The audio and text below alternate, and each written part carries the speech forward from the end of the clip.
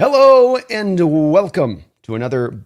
This is a special Behind Enemy Lines session. As we're having my good friend back in the house. He's not 100%. He ate some bad Korean barbecue. He's making it go, but it was a game day decision. He said, "Let's get him out there." We taped him up. We gave him a little Toradol. He's good to go. He's 100% now. Jake, it's great to have you back in the house, my man. Great to be here, Brandon. Always love doing these shows together. Yeah, taped up ribs, got the tape on the ankle, everything's good. My throat's gone. It is what it is. And no, I didn't lose my voice screaming at SoFi Stadium. I actually lost my voice throwing up. So there you go. It's been that. But hey, happy to be here and man, really excited for this game.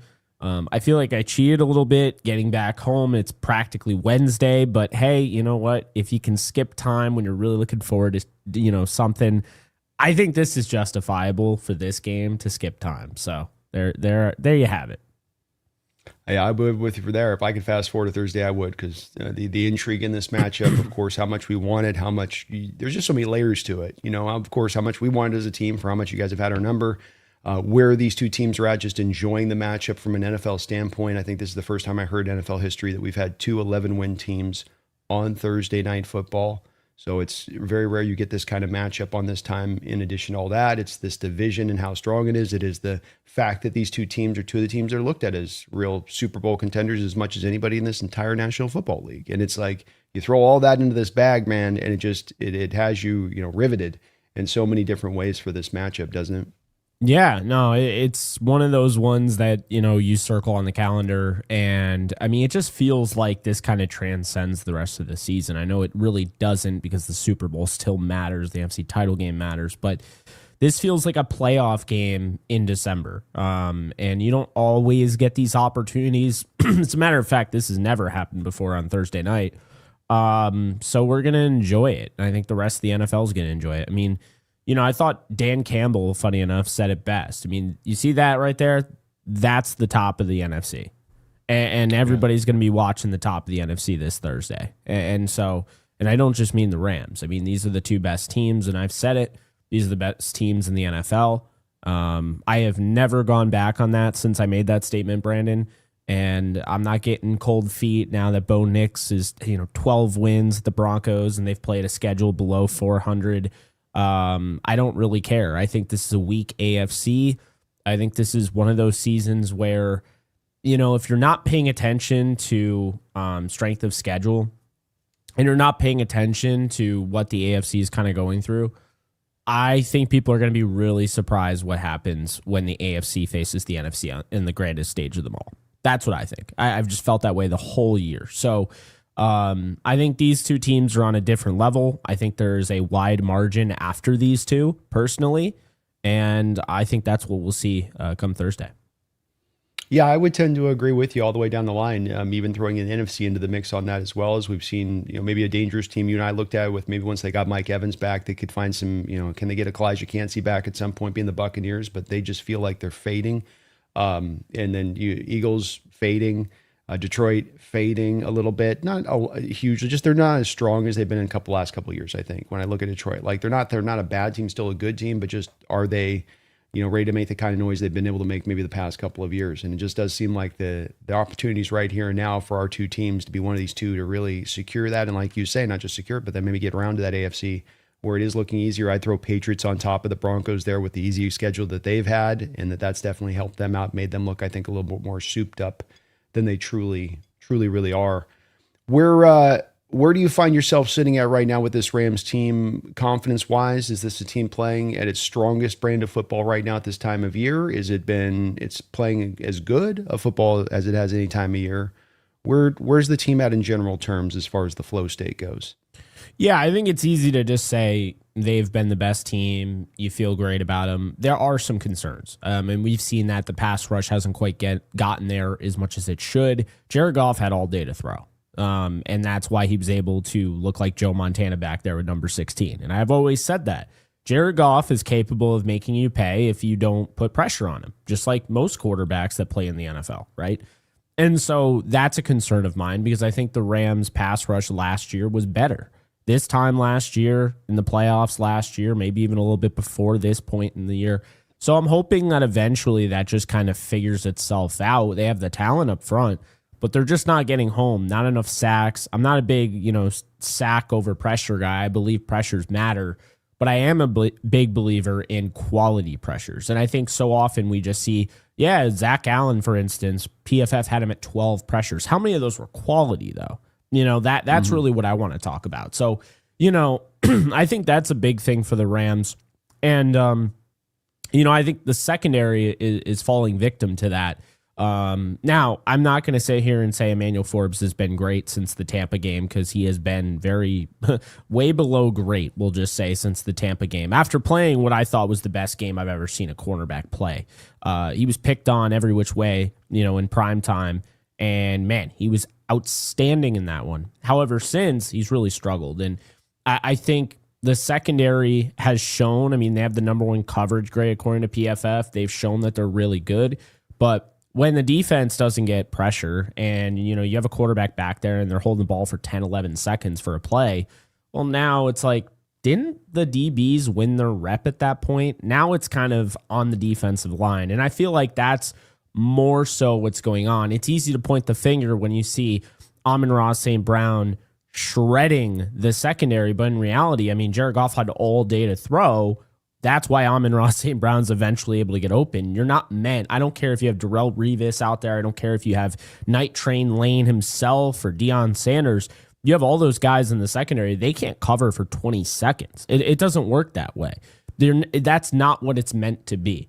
These guys aren't AI in your video game out there that can just effortlessly cover in man. It doesn't work that way. So, I think that's been kind of the biggest issue right now, is that pass rush. And like I said, still gets pressures, but do they get quality pressures, and do they do that consistently?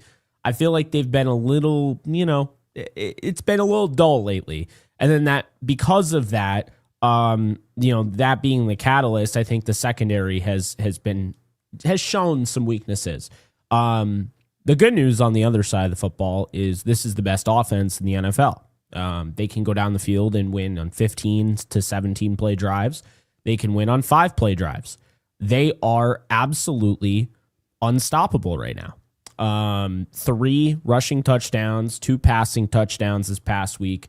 The thing that makes the Rams so tough is that they can hit you with the explosive. Puka Nacua, Devontae Adams, he probably won't play, and nor should he play. But the point is, they can hit you with the explosive. We saw the Colby Parkinson touchdown, different things.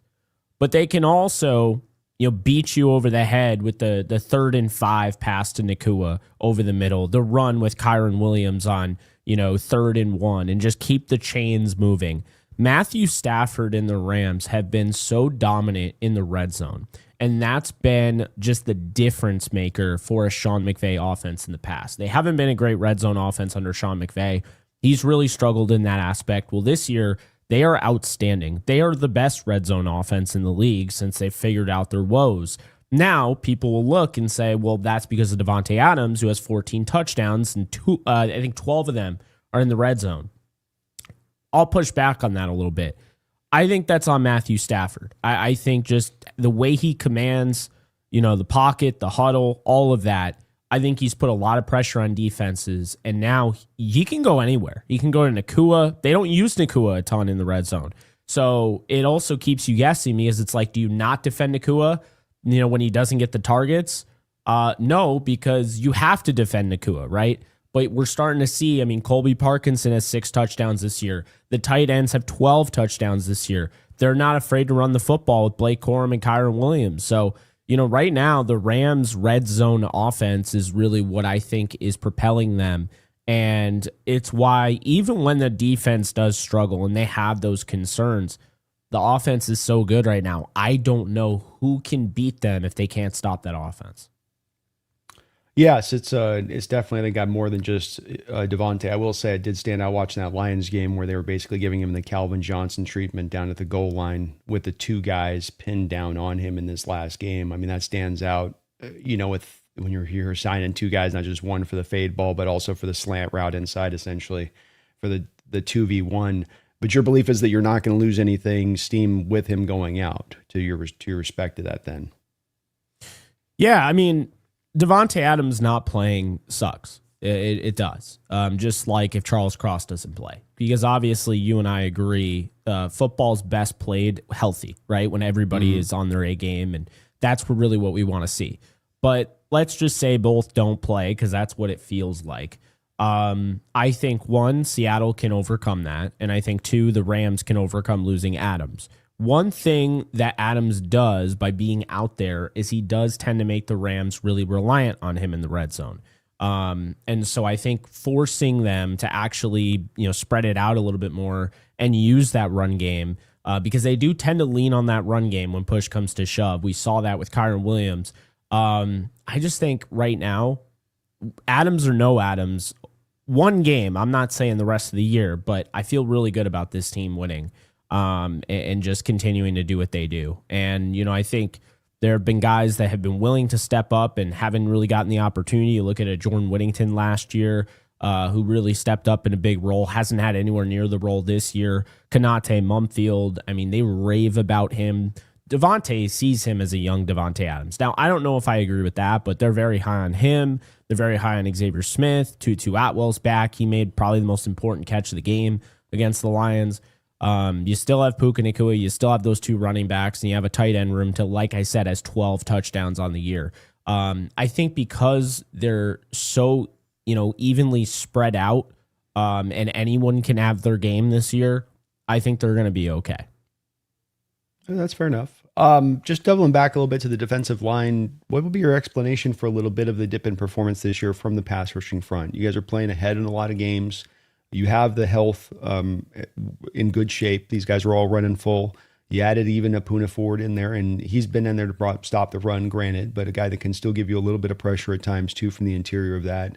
What would you point to as a main reason? Sophomore slump with two of the rookies in the second year? Just maybe their teams are concentrating, maybe pay more in pass protection with more max protect situations. I know we were doing a little bit of that in the game a couple of weeks ago. Yeah, it's a great question. I think, like, for instance, Jared Verse, I think he's improved in a lot of ways in his second year. He missed like 20-something tackles last year. He's only missed like 4 or 5 this year, right? So that's a huge thing. He's been much better in the rushing department, stopping the run. As far as a pass rusher, I think he's still having a really good year. He has more sacks than he did last year, but it doesn't feel like he's winning as often. And that tells me that he's going to need to really work on that repertoire, that arsenal, that toolbox, if you will. Veteran pass protectors are starting to, come alive and really starting to feel out what he's going to do. So I think it is a little bit of predictability. Byron Young, he was having the best year of his career. He still is, but at the same time, he won 9.5% of his snaps this past week. He's going up against Penei Sewell. One of those guys that's just going to try and beat you with the bull rush. He's going to try with his speed, and Penei Sewell is one of the best in the business. Taylor Decker going up against Jared Verse. Decker's been around a long time. This might be his last year in the league. I don't know what's going to happen there, but I'll tell you right now, he's seen plenty of them. Jared Verse won 15.4%. That's not awful, but that's not like what you come to expect with Jared Verse. Lately, I think the Rams have been trying to do some different things. They've put Desjuan Johnson out there, who was inactive most of the year, and now he's out on the edge, so we're starting to see more of him. I think the interior kind of, came alive in this game. You look at, Kobe Turner and the way he played. I mean, he stepped up in a huge way at the end of this, in the second half, got that sack on Jared Goff, kind of tilted the game on its head at that point. But as far as the pass rushers, and to your point, I don't think it's necessarily, I won't say it is a sophomore slump. I just think these guys got better, but everyone else learned what they do. And if you think for a second, I'm not talking about you, but just in general, if you think for a second that, these pass protectors aren't doing their homework, I thought it raised some eyebrows, when Teron Armstead came out and said, I was done after I saw Jared Verse. I knew I wanted to retire after that. I think it raised some eyebrows around the league and said, well, hold on a second, have more pride than that. And I think you see the Trent Williams of the world, who instead of just retiring, and no hate on Teron Armstead, he was a great player, but instead of retiring, let's find a way to actually stop this guy. And so I think that they've gone to the drawing board, and they definitely can see now that while Verse is still a very, very talented player and he's getting better, we have to be better at preparing and figuring out what he's going to do. And that's just the reality of it. If you become too predictable and they know what you're going to do, you're going to be easy to neutralize. That's the thing, is that sometimes when you are predictable, but you are so good at what you do, it doesn't matter. Aaron Donald could have been predictable, and there were times where he was, but his hand usage was so above and beyond everyone else that it didn't matter. His ability to use his leverage and contort his body, it just didn't matter. Jared Verse isn't Aaron Donald, so he still needs to try and find his other ways to win, and it can't just be relying on that bull rush and trying to weaken with the body blows over the course of a game, because it doesn't always work. Against the weaker tackles in the league, sure, but when you go up against guys like a Taylor Decker, like a Penei Sewell, it doesn't. Good points. Very good points. Did I see Akeelia Witherspoon was a healthy scratch last week? Yeah. So basically, the Cardinals game, they didn't love the way he played. They felt like he wasn't quite where he needs to be. And I think they feel like they might have rushed him back. I know Rams fans are already out on him and saying that he's terrible and trash and all of that. But the reality is he broke his shoulder in week 2, and then he got back way quicker than anybody expected him to be back. Quicker than Tutu Atwell, believe it or not, who only missed like 4 or 5 games. But that said, came back, and, I thought he looked pretty good in the first time. And then the second one, the Cardinals, and you've seen it with Brissett. I mean, that dude he'll throw it all over the yard. He doesn't care who's covering what.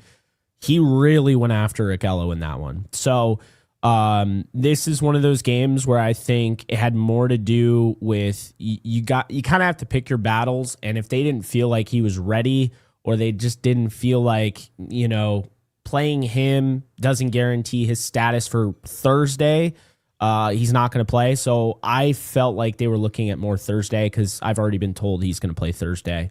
So I think that's what that was. But I will say he absolutely tore up the scout team. He was giving Puka some fits in practice. So they really love the job he's done. I think it was just more so trying to be cautious after that Cardinals game, and being in the position where you can be cautious because you have all of the depth that you have. And so, that's what I would say about that. Makes sense. Especially they want to set up for this matchup, having him out there. Absolutely makes a ton of sense. I was a little bit reticent and skeptical when you guys did sign Poona Ford that he would be able to transition back to the nose tackle realm of things. He kind of was that way starting out with us, and then he became more of a 3-tech throughout the course of his career. Was that into Buffalo and whatnot, and even down in San Diego last year was more of a 3-tech. But you guys have indeed been able to successfully transition him back into the nose tackle position, and he's a lot, it would seem like on the surface, at the forefront of helping keep you guys clean with how you like to run your light boxes like we do.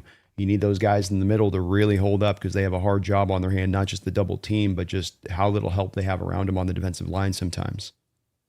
Yeah, I got to tell you, I think Poona Ford is maybe the most important player on this defense. He comes in and you just don't run the football. You just can't. And I heard all week how, Jahmyr Gibbs and David Montgomery were going to run all over this defense, and I never bought it for a second, because Poona Ford is healthy. The reason why Carolina was able to run the way they did is because Poona Ford was on a snap count. And you can even look, I mean, the numbers when he was in the game versus the numbers when he was out of the game were just insane, okay? Like, they didn't do anything when he was in the game. But he was out of the game for 65% of those run snaps, and that's when Chuba Hubbard and Rico Dowdle did their thing. So I think the idea that you can put in a guy who's going to neutralize your running attack, that's insane to me. And that is really what gave them a huge leg up in that Detroit game. Because we all know if Jahmyr Gibbs had a 200-yard performance, it would have made it really tough to win that football game. But they did a really nice job. Then he never got going. I think their Longest run was like 10 yards. I mean, they did such a nice job, but Poona Ford is everywhere, Brandon. And it just goes back to Jesse. I mean, he was so excited about this move for Poona Ford, not necessarily that he went to the Rams, but for Poona Ford himself. And you can see the fit. I mean, it's just, it's crazy how perfect of a fit he is. And it's an exact reaction. When you see teams around the league doing one thing and you're like, okay, well, in order for us to do this, we're going to need to stop this. This was the exact reaction to Saquon Barkley. When you lose in a playoff game and you lose down to the wire, there are multiple ways to look at this. And you can say, oh, well, we should have won. That was BS. Or you could look at it from the standpoint of the Rams, said, yeah, we should have won, but this is why we didn't. And we need to repair this in the offseason. And they knew the run game was a huge issue. They couldn't allow 200 yards. They're just not built. No one is built to withstand 200 yards, and they still almost won that game. So the Saquon Barkley effect leads to the Rams putting an emphasis on stopping the run. They go out and get Nate Landman, who's a great run stopper at linebacker, and they get Poona Ford in the interior. And that has just made a world of difference. Yeah, it's good. It's where it starts, and it can't be undersold because there's so many teams out there that aren't living in light boxes at times and always bringing up the extra guys. Especially this, I've wanted you watching tape, but it just really has stood out to me this year watching so many teams. I was talking a little bit about this with EJ Snyder, Bootleg Football yesterday, and that so many teams that can't kind of dictate the terms to the offense who now need to go and live in base when they face those two tight end looks. And yes, you're heavier, you can stop the run there, but now you're tending to have to pay the price on the back end in coverage with maybe having a linebacker or a safety in a mismatch kind of situation. And I think both of our two teams, what we have in common there is that ability to kind of more dictate the terms to the offense from a personnel standpoint. And you can only do that if you have the exact right guys to make that work, because on the surface of it just sometimes doesn't seem like it should work. Six man front seven basically is what you're doing. The old front, they literally used to call it the front seven, and now it's only going to be six guys now. There's almost a hat for a hat at that point as far as the offense is concerned up on the front side of it. A very difficult, different defense to try to execute. Yet you guys are doing so at a very high level and holding up against the ground in that way. Yeah. It's, I'll tell you right now, I would just say looking at this past game between the Rams and the Seahawks, I think we're at the point where if the Seahawks can't run the football against this Rams defense, and Poona Ford is that dynamic, then you look over at the Rams. If they can't run the football, then this is now going to come down to the wire in the passing attack. And I don't know if that's where Seattle wants to live in this game. I think they want to be able to run the football against this Rams defense, set up play action, not have to throw to open up the run. And I think with those tight ends, and we're going to see 13 personnel on the Rams side, we'll see 13 and 12 on the Seahawks side. I think this is when it can get really hairy. I think this is going to go down to the wire. But that said, Brandon, I do think both teams are going to be able to run the football a little bit. I will say I think the Rams are going to be able to run the football more. And I think Seattle will have a better time throwing the football in this one. And I think this is more, A.J. Barner did a nice job from what I remember last game. I think this is one of those A.J. Barner games. I think this is a Colby Parkinson game.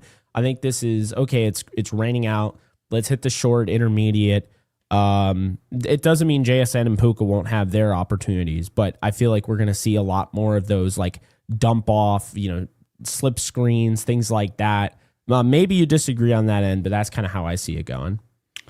No, I do. I think the weather factors into this very hugely as well, in that it's going to be wet and rainy and windy, and that stadium, when those conditions are at play and you're now into the depths of winter, it's not warm anymore or warmish.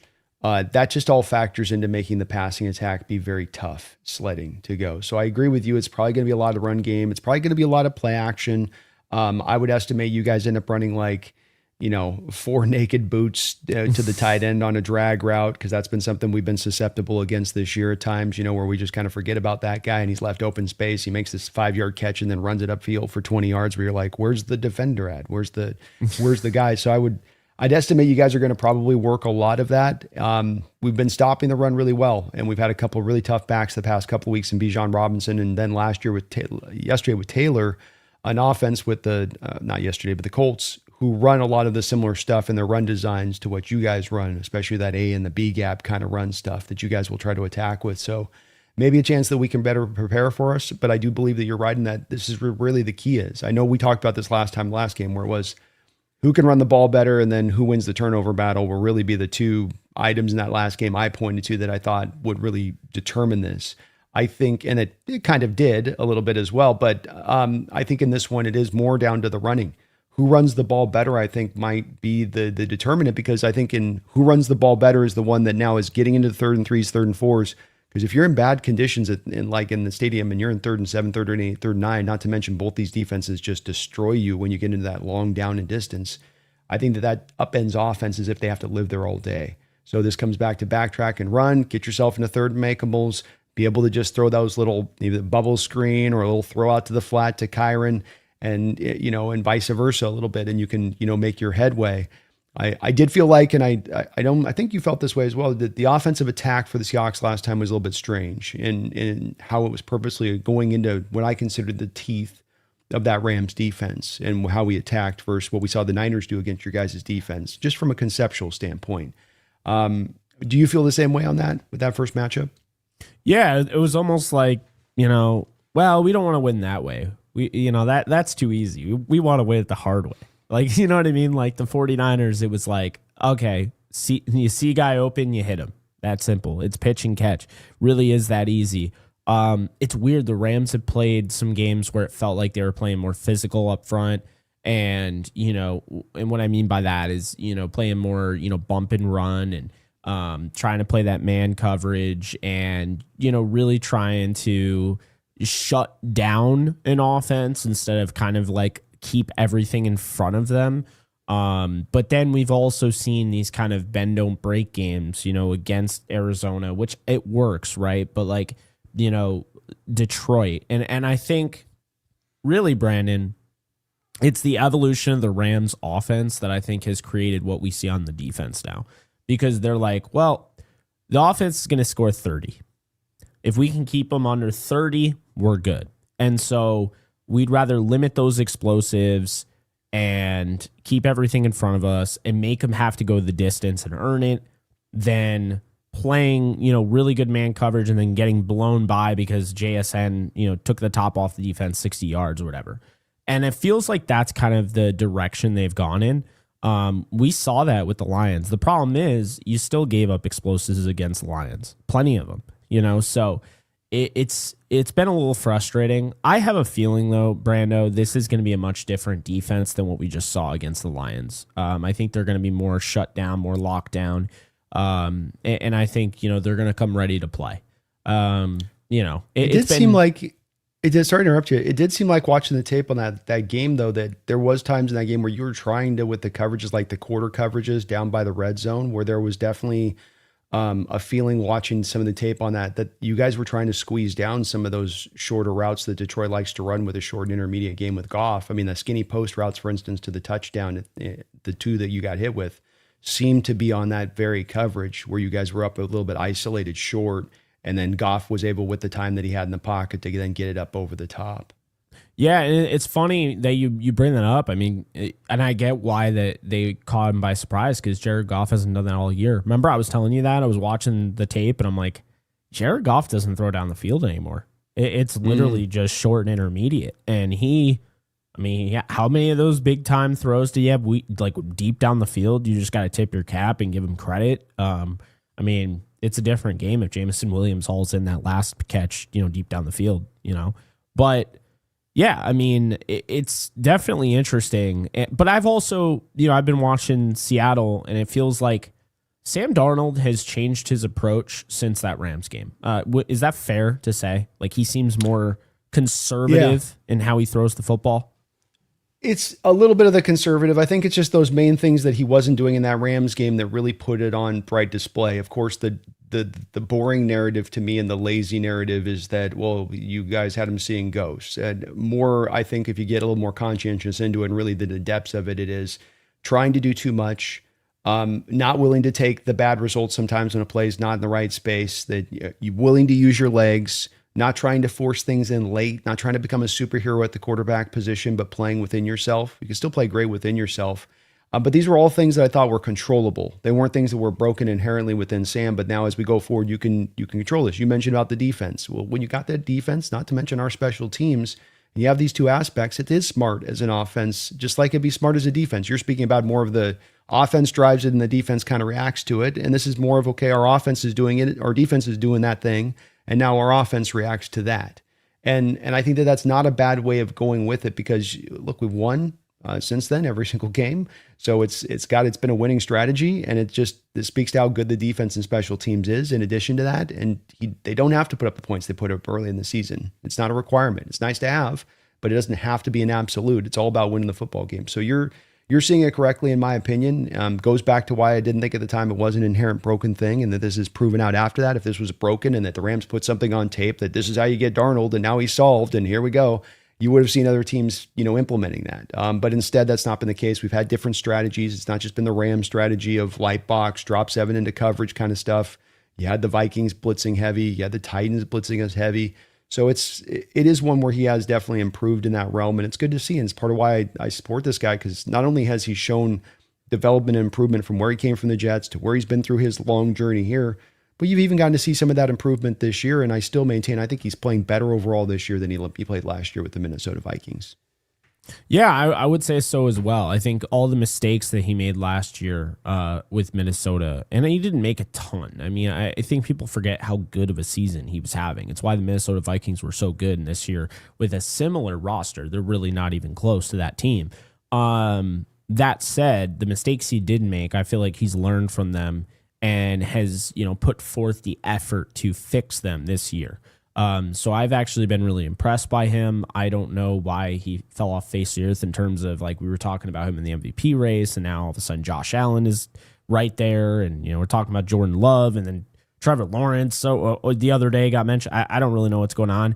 I think Sam Darnold is forever destined to stay under the radar because he played in New York. That is just my take.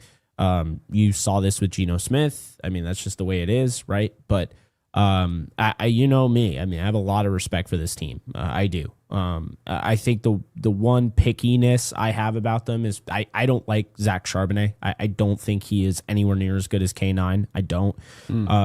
So I don't think it's one of those like 1-2 punches. I think you're actually getting a net negative when you use Charbonnet over K9. I understand you can't use K9 too much because you also, part of it is you want to keep him healthy, and he struggled with some health issues, even going back to college. So you want to keep those snaps managed, but at the same time, he's just so much better. It's not even remotely close, in my opinion, when you watch the film. And then, I think just the defense, which I would go on record saying right now, it's them and Houston are the best in the league. It might be Houston for me, but Seattle's right there. Seattle can stop the run. Seattle can, make you really just take you out of anything you want to do. So that's really what it comes down to, is that the Rams, because everyone keeps talking about, and this is where we go back to the game. Everyone keeps talking about how they left that game thinking Seattle was the better team and they lost. My thing here is that the Rams defense forced 4 turnovers, right? That likely isn't going to happen again in this one. But that said, what also likely isn't going to happen again is that offense isn't just going to just completely, be stifled. And a big reason why I think that happened, and you can look now, I think the Rams have one of the best young right tackles in football in Warren McClendon Jr., who just went toe-to-toe with Aiden Hutchinson and gave up 1 pressure. Hutchinson had 9 pressures the game before. He is turning into an absolute stud, both in the run game and both in the pass game. And they had Rob Havenstein playing in that last game against Seattle. That was his last game. Turns out he was playing injured. They put him on IR. I think that is the one thing that no one is bringing up that I think could be a huge deal for the Rams offense. The Rams, for the whole year, because of how well Stafford's been protected since they've figured out their offensive line woes, are second in allowed pressure rate. That is insane, but it goes to show you that once they kind of figured everything out and it all gelled together, Stafford's the MVP of the league right now. He has all the time in the world to throw. and they have a 1-2 punch in Blake Corum and Kyron Williams. That, to me, is why I've changed my mind, because initially I looked at this game and I was like, they're going to split. They just are. But I don't look at it like if the Rams sweep, the Rams swept the Seahawks. I think it's such an overblown and overrated thing, because the reality is if they win on a game-winning field goal and Seattle lost on a game-winning field goal because they missed it, based on that definition, they were swept. There's like this negative connotation about being swept, but in reality, if they lose on the final play of the game twice, that's just really good football being played, and those are tough games to win.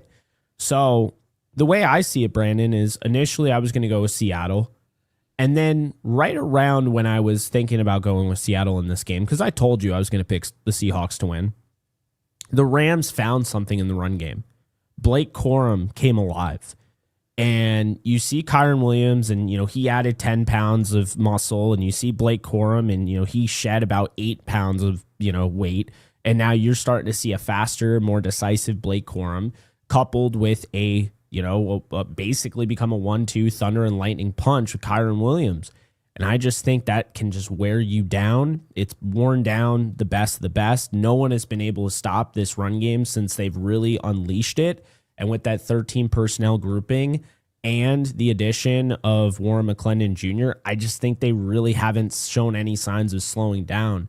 So for that reason, I believe the Rams are going to win this football game. It's because of that run game, like you were talking about. It is going to matter about the run. And right now, I think the Rams have the best run game in the league. I think it's going to be the key, man. I really do. And I think there's a couple reasons, as we've already talked about a few of them. I think another one is that we started a thing with your game that stood out to me, and we've been kind of doing it ever since a little bit, which is that you're the number one play action team in the NFL by percentage. And what Seattle did going into that is on those play actions, especially those like naked boots that you go to the side that I was talking about that you'll try to run. One way they've negated that in the game with you guys was not necessarily covering the tight end better, but what they would do is they would take the unblocked edge and then they just have them attack the quarterback. And if I have a team that's is running something, it doesn't matter what you run anything at the highest propensity in football, you're giving me a tendency. You're giving me something that you might do it great, you might be awesome at it, but you're telling me defensively I do this at a very supremely high rate that you can count upon. And I liked that the Seahawks did implement that last time in attacking the quarterback. Now, the price of admission on that one is that if you're going to take that edge, have him come down and attack the quarterback, he's not chasing down backside if the play's a play action fake to that other side of the formation, right? He's out of the play. So when you already have a light box, you're taking one more guy off that light box in those moments. So it's a way where Rams can theoretically create headway there if we're going to try to, imbue that same style of attack in this game. And then just all roads end up leading in Rome, all roads end up leading back around to who can run the ball better, who can be more effective and efficient at it from just a variety of different aspects because of that. Because I think we're going to do that again. Just say, hey, we're going to take your play action away today. We'll attack Stafford. He turns around. He's going to have a man in his face every single time. And we're going to just make you beat us with more of the traditional passing attack if you're going to beat us with that, especially with Devontae out of the game. Yeah, and that makes a lot of sense. It's so funny. It was week 15 last year, right? Week 16 last year, I was actually at the Jets-Rams game, the coldest game of my life, by the way. Aaron Rodgers won that thing like his life depended. So did Devontae Adams. But week 15 last year, there was an NFC West matchup between the 6 and 7 49ers and the 7-6 Rams. And this game was huge. Like, Rams might not go to the playoffs if they lose this, and 49ers are definitely not going to the playoffs if they lose this. And Brock Purdy was good to go. He played. They didn't have Christian McCaffrey, so it was Isaac Guerrero. And the Rams had Matthew Stafford playing with, his ribs were just in pieces.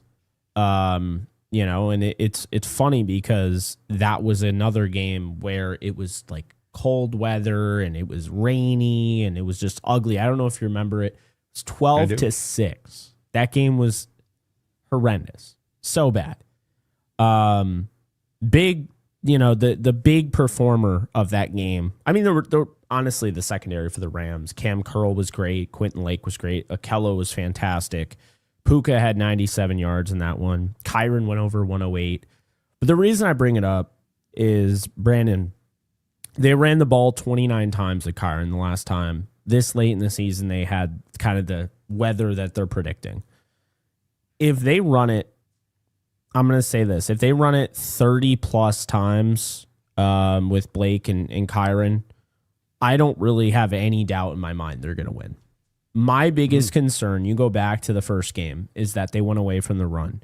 People bring it up, and I see Seattle fans bring this up all the time. They say they didn't go away from the run because they just abandoned it. They abandoned it because it got stopped.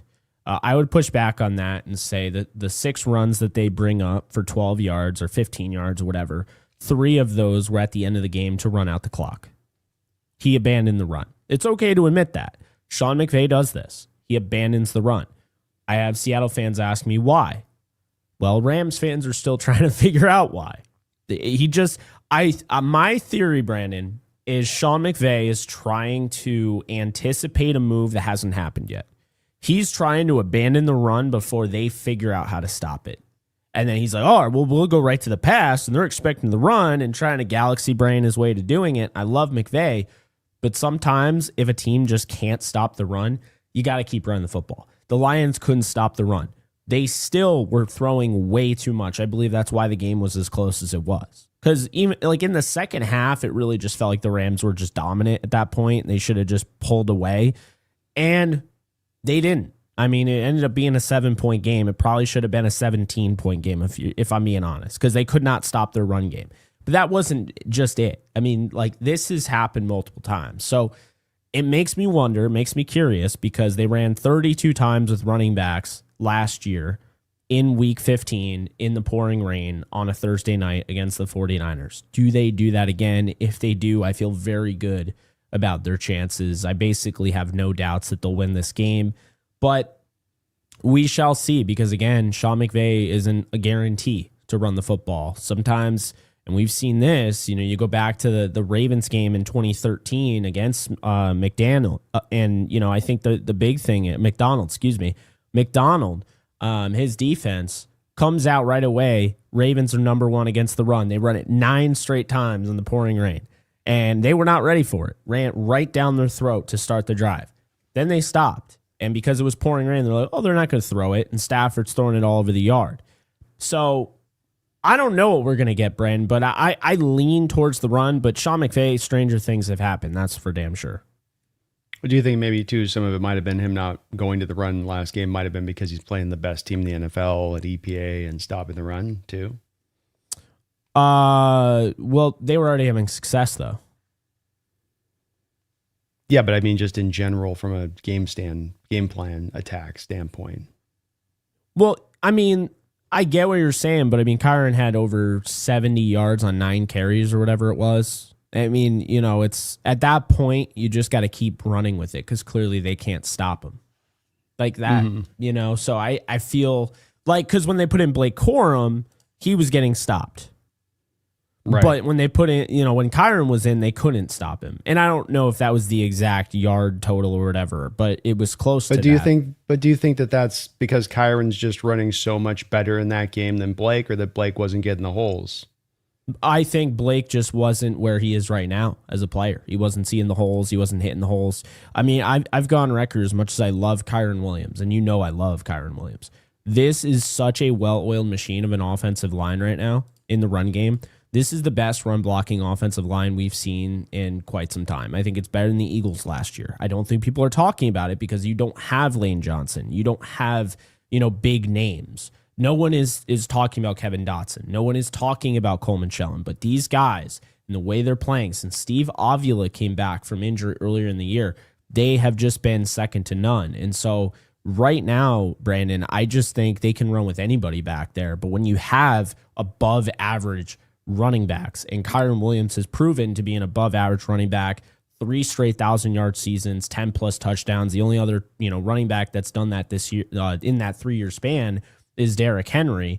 So when you are an above average running back and you already have a well-oiled machine of an offensive line and a run game, and you have pseudo tight ends like Puka Nacua that can block, and Jordan Whittington, and 13 personnel to run out of, and 11 and 12, I mean, it makes it really hard to defend. So I mean, I think it's just a much better Blake Corum than what we saw in Week 11. And I mean, Kyren Williams is even better right now than he was in Week 11 as well. I think that was right around where the Rams' run game started to begin to be featured. And now, it's part of their arsenal, whereas before it felt like it was just a side piece, if you will.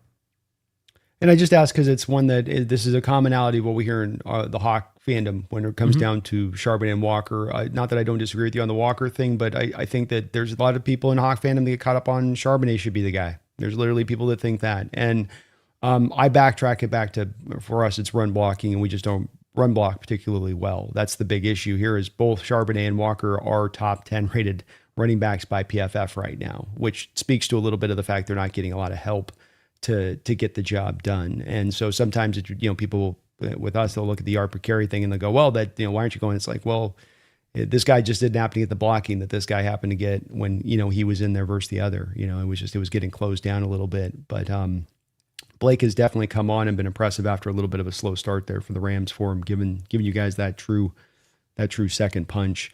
Got a couple donations here. Rocco over on your side. Thank you for the $5 donation, Rocco. Appreciate you, Rocco. He says, glad you're back and good, Jake. Rams win by minimum 1 touchdown, I'd say. I'm not nervous about this game at all. Hopefully McVay sticks with the run. Well, he took right from your brain to his lips on that one, man. You're a little nervous because you said hopefully. that is always the sign. If there's any nerves, you say hopefully in some capacity. But no, I appreciate you, Rocco. They broke your heart a couple times on that, so you guys are preparing yourself there a little bit. But thank you, Rocco. Appreciate you, man. 1 touchdown minimum, he says. Minimum. It was 12 carries, 91 yards the last game, Kyren Williams. Perfect time to just stop running the football, by the way. Great job, McVay. There we go. Matthew, thank you for the $5 donation. Appreciate you. Jake, do you think Seattle beat themselves in the first matchup, or do you think the Rams were just being overly conservative offensively? It's so funny. I think both teams beat themselves because I don't think Seattle ran the offense that they would have run, and I think the Rams didn't run the offense that they would have run. I think it was one of those things that you just tip the cap to both the defenses that force Seattle and the Rams offense to play out of their own means. And we'll see if that transpires again this Thursday. Yeah, I think in the beat the own sense from my perspective would have been just the game plans on both were probably a little bit odd, offensively speaking. You could definitely probably pick both apart going, okay, why this? Okay, well, why that? Why this? And I'm not expecting that to be the same this week. Both are probably going to learn from that first matchup. I agree with you in that I think you're going to see a heavy amount of running, but just because of it is a Thursday night game, you have tired bodies. You're going to want to shorten down this game. I think from both teams' perspective on that, short down the possessions because of what's at kind of at play there late in the season as it happens to be. So I absolutely can see that way. And I did feel like too, your Rams team did do a little bit of, whether it was not running the ball enough or running the ball enough, there was a bit of a lack of aggression by kind of recognizing the fact that Sam was having the day he was having, and we could hit a little bit of a cruise control button to a degree, offensively speaking, because of that.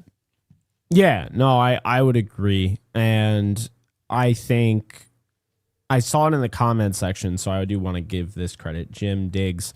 Corum was less effective in the second half of the first game versus the Seahawks because the defense knew McVay was running. Up 21-12, shout rush. With Darnold's play, it was obvious the run was coming. That is also true. That said, I think if Kyren Williams is running the football, being in those situations, I think you get more out of those yards. The biggest issue and the biggest complaint I had with Blake Corum is that Kyren doesn't get those negative yards, and Blake Corum was.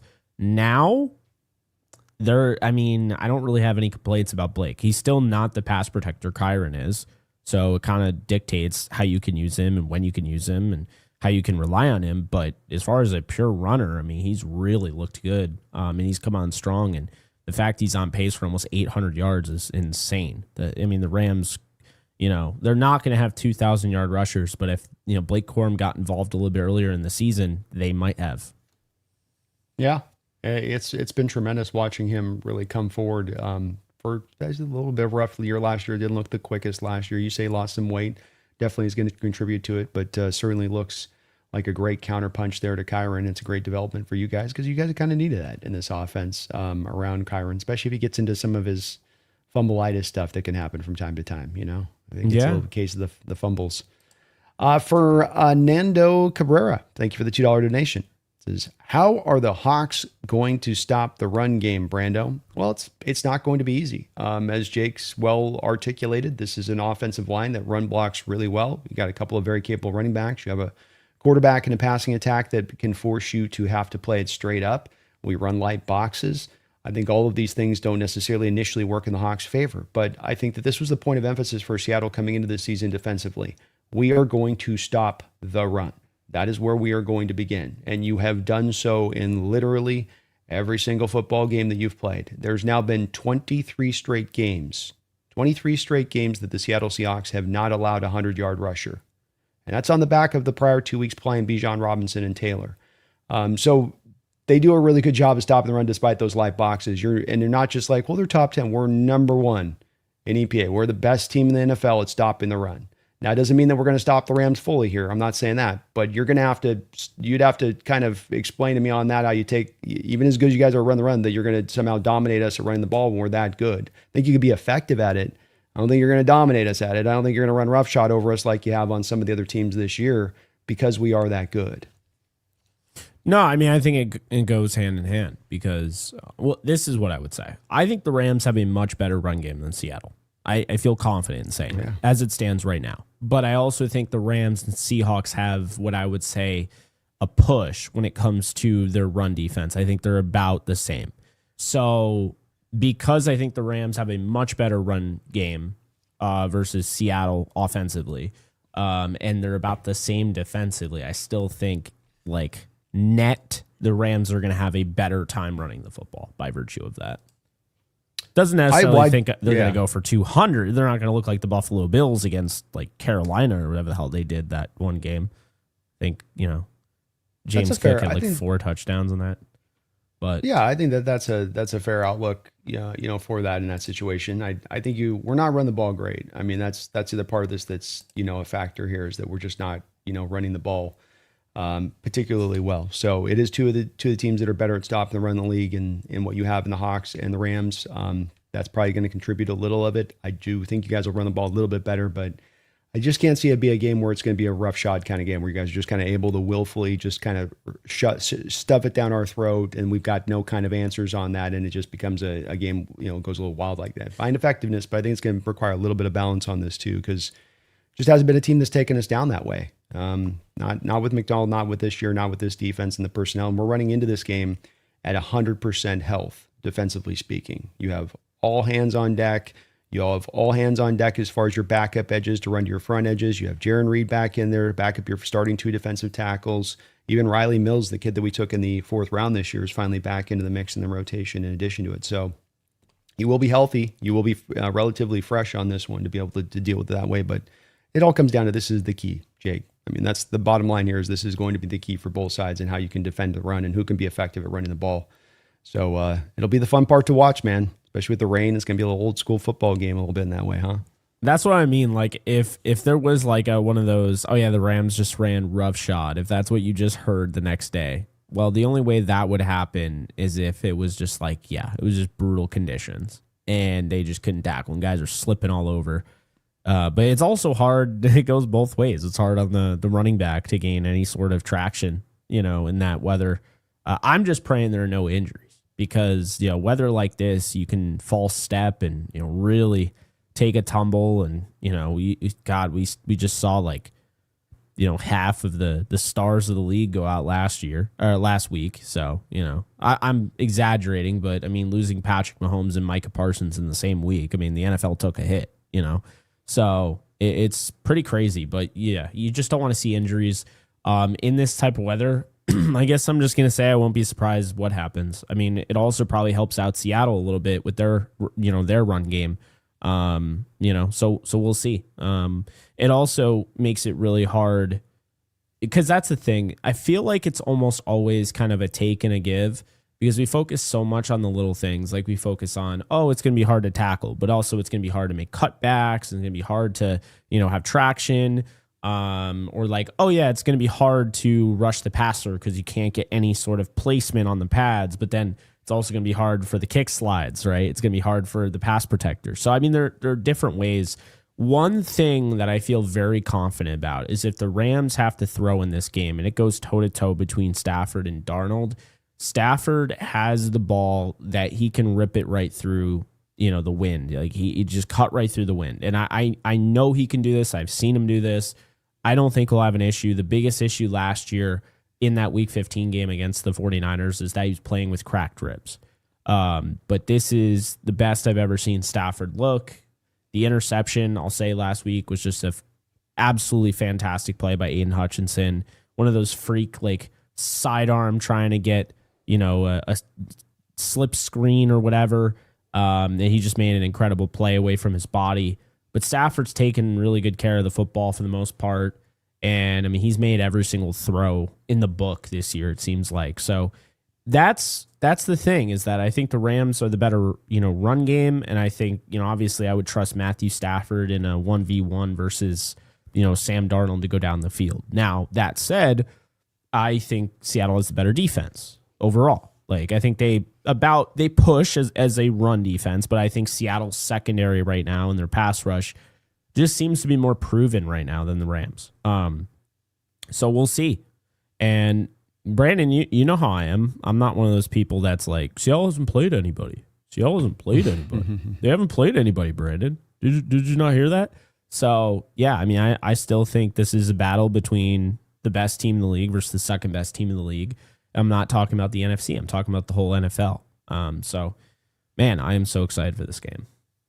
Oh man, I'm stoked for it too, and it is what it is. We got to take down who we played. It doesn't really matter at the end of the day. It's like until you take down the Niners, the Rams in this division, you guys, both of you two teams that have had our number, we ain't getting anywhere. So this has got to be where this begins for us, and until that gets done, it's hard to see having our sights set on much else as far as grander designs go.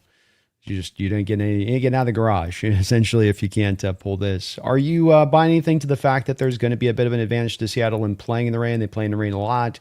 They practice out here in the rain, used to the wet ball. You guys on a short week, not able to do any of the real practicing in the rain, or is that kind of a mitigating factor?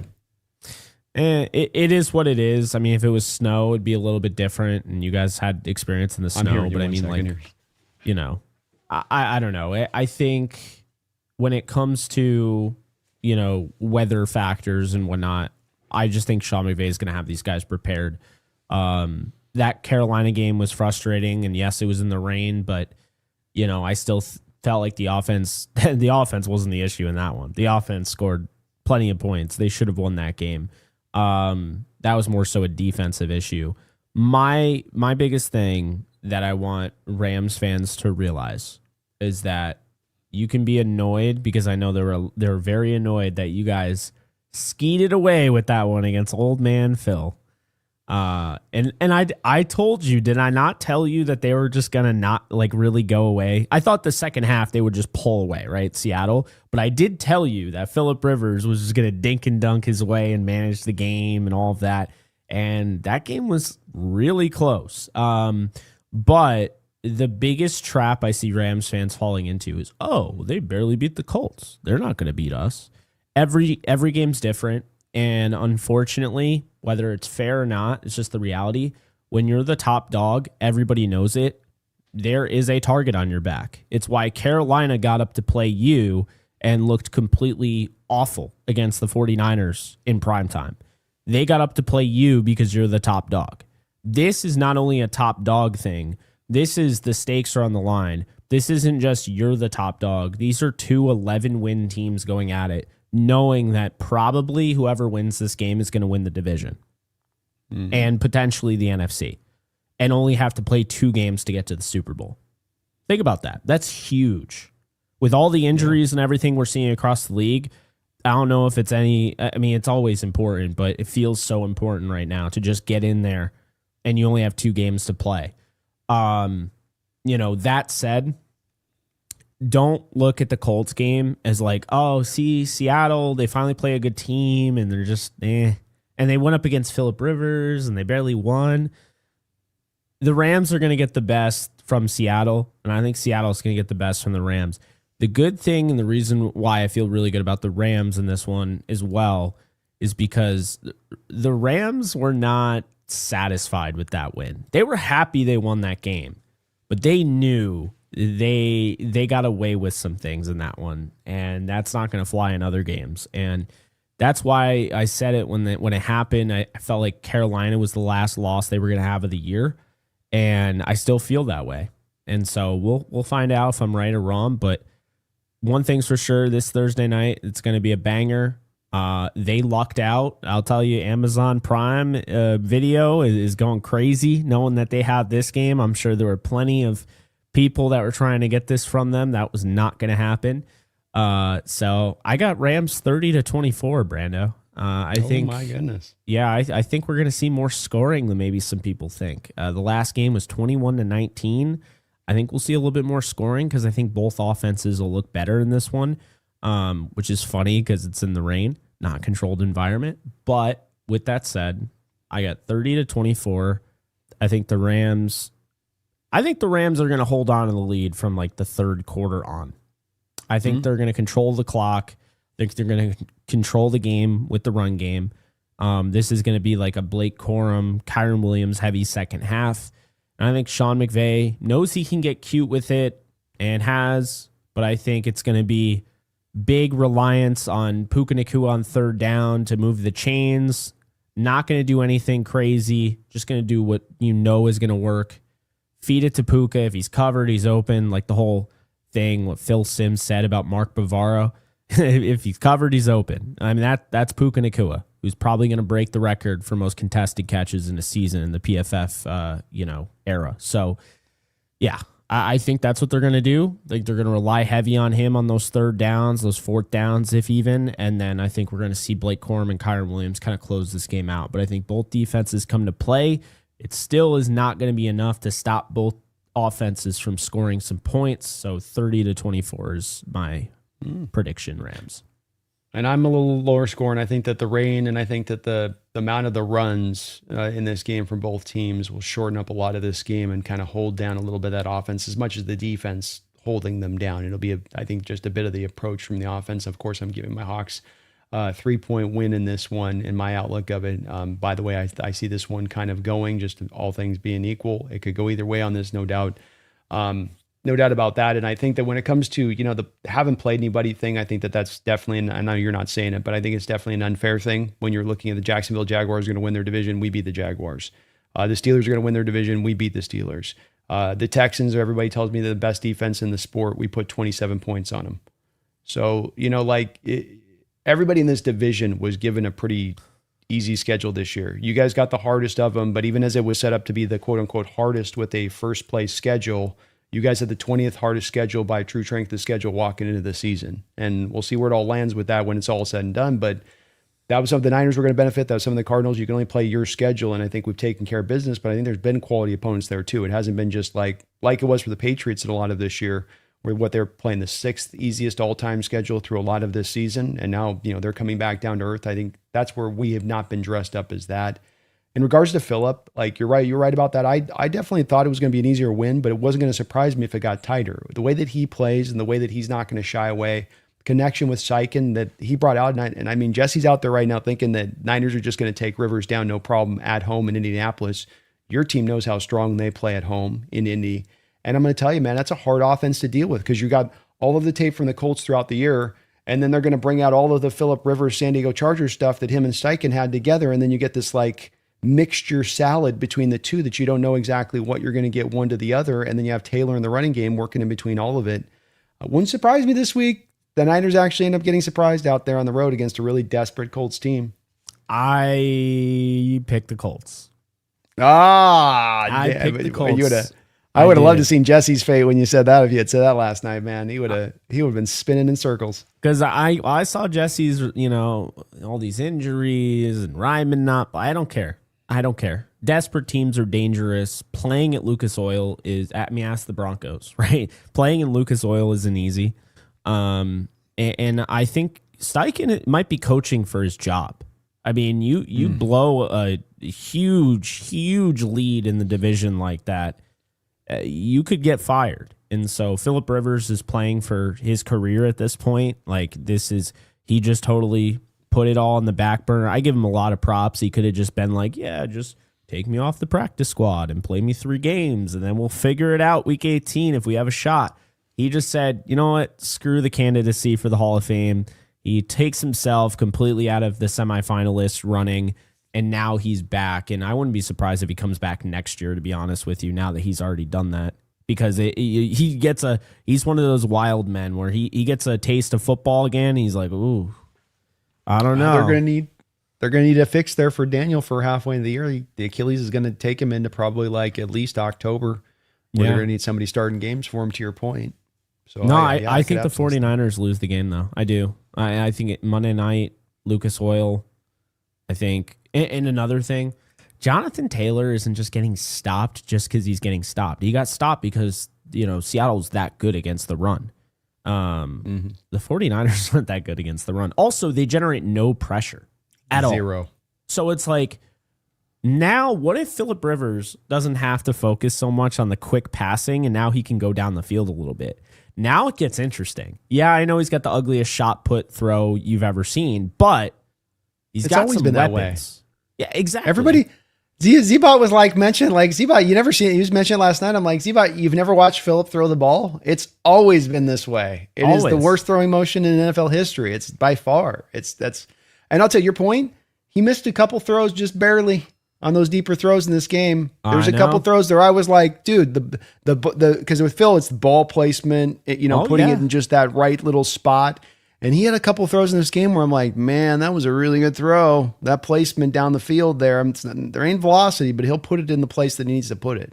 No, there's no velocity to speak of. But I think to your point, I'm riding the Colts this week. They, almost won on the road, tough environment, best defense in football, arguably. And then you're going up against a 49ers team that I still not sold on Brock Purdy. And that Colts defense was getting after Darnold.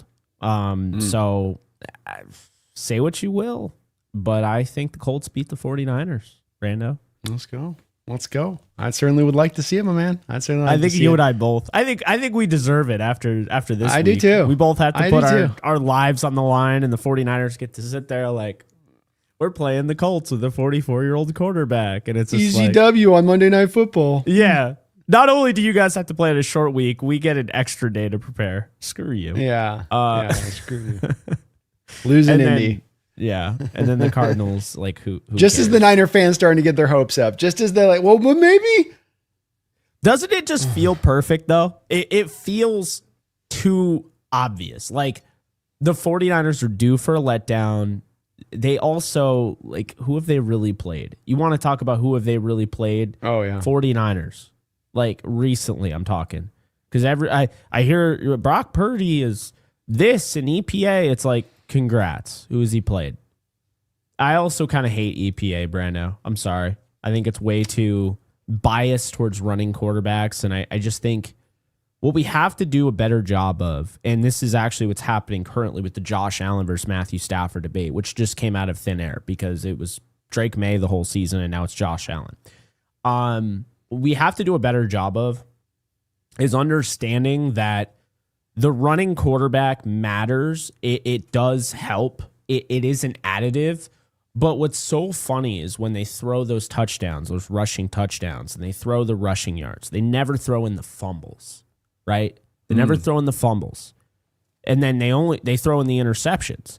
Well, only the passer is getting really dinged at that point because the guy who's running all the time, if he has 10 or 11 fumbles, I mean, look at how many times Lamar Jackson fumbled the years he won the MVP.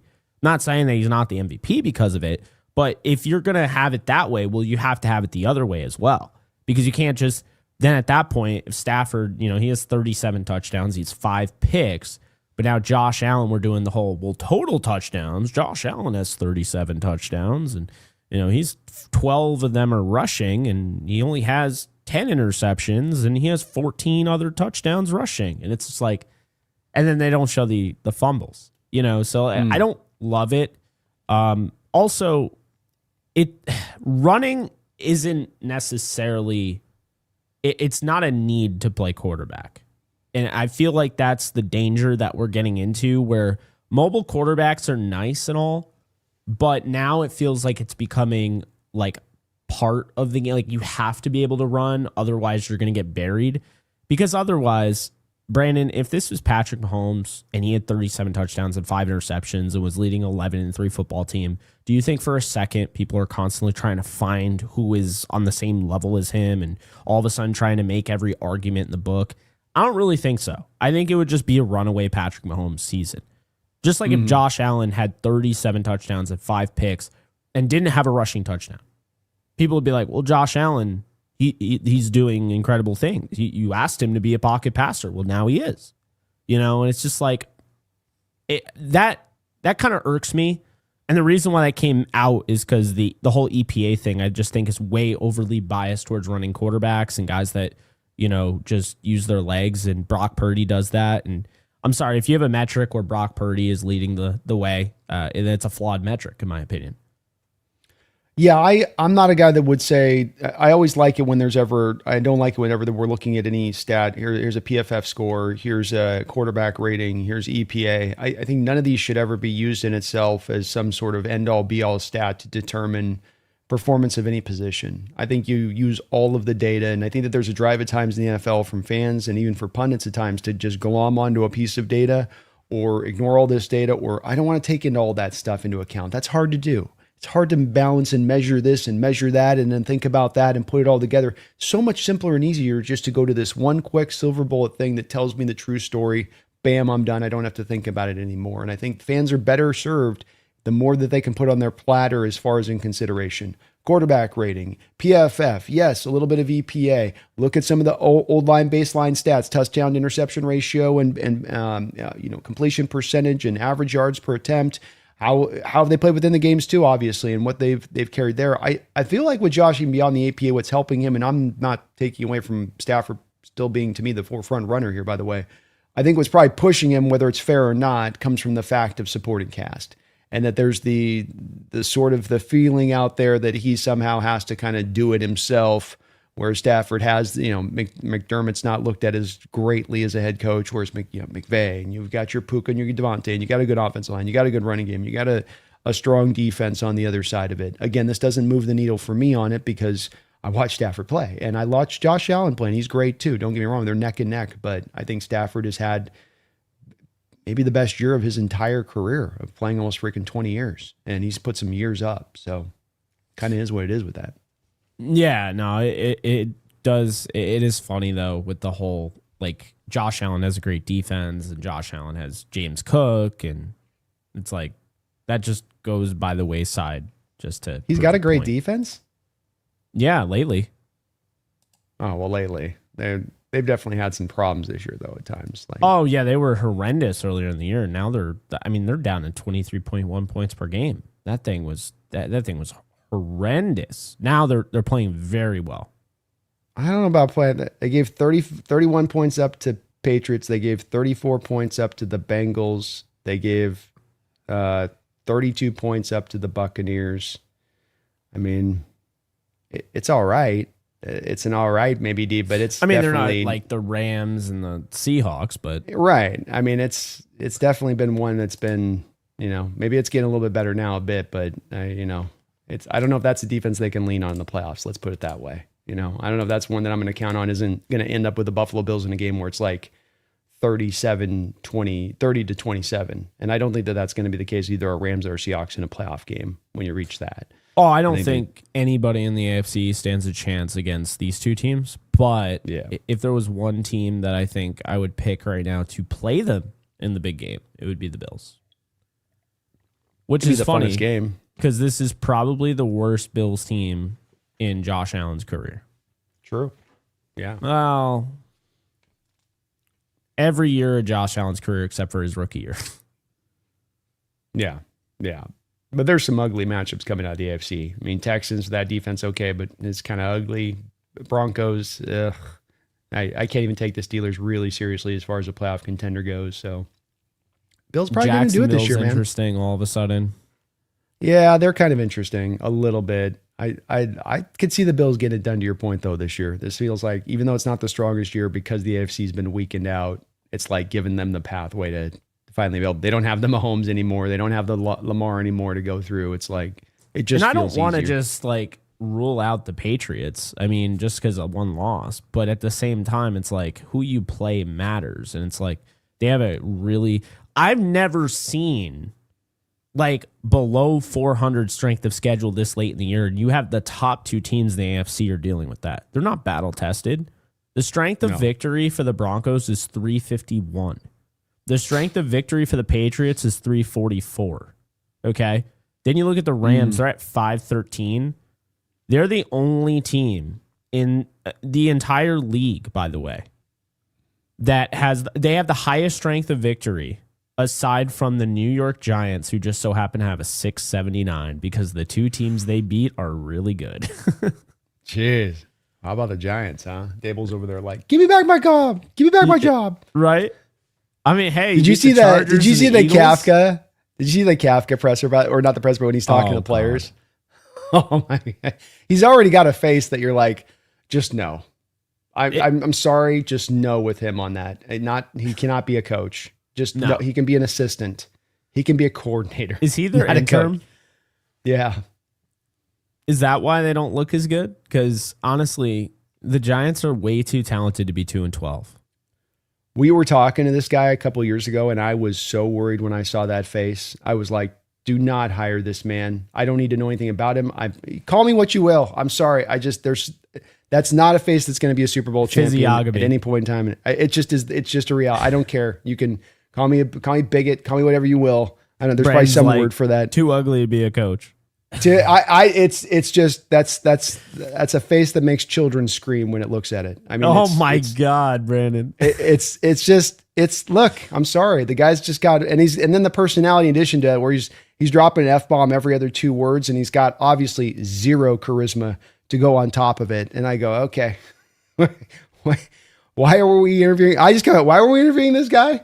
We thought about this guy as like a potential, like we're like head coach. He was in the Mike McDonald, like he was in the mix of the Mike McDonald stuff in there. I liked the Vikings guy, offensive coordinator, Udinsky. That's the young prodigy guy they all say is going to be the next new hotness in that way. So. He's in Jacksonville right now. He's their offensive coordinator. Oh, did he go to Jacksonville? I didn't know he did the OC over there. Okay, yeah, he's a guy with a lot of acclaim behind his name as a real riser right now. Yeah, no, he's a good one. I mean, like I've said already, the Rams have plenty out there. Seattle has, I mean, Kubiak's gone, right?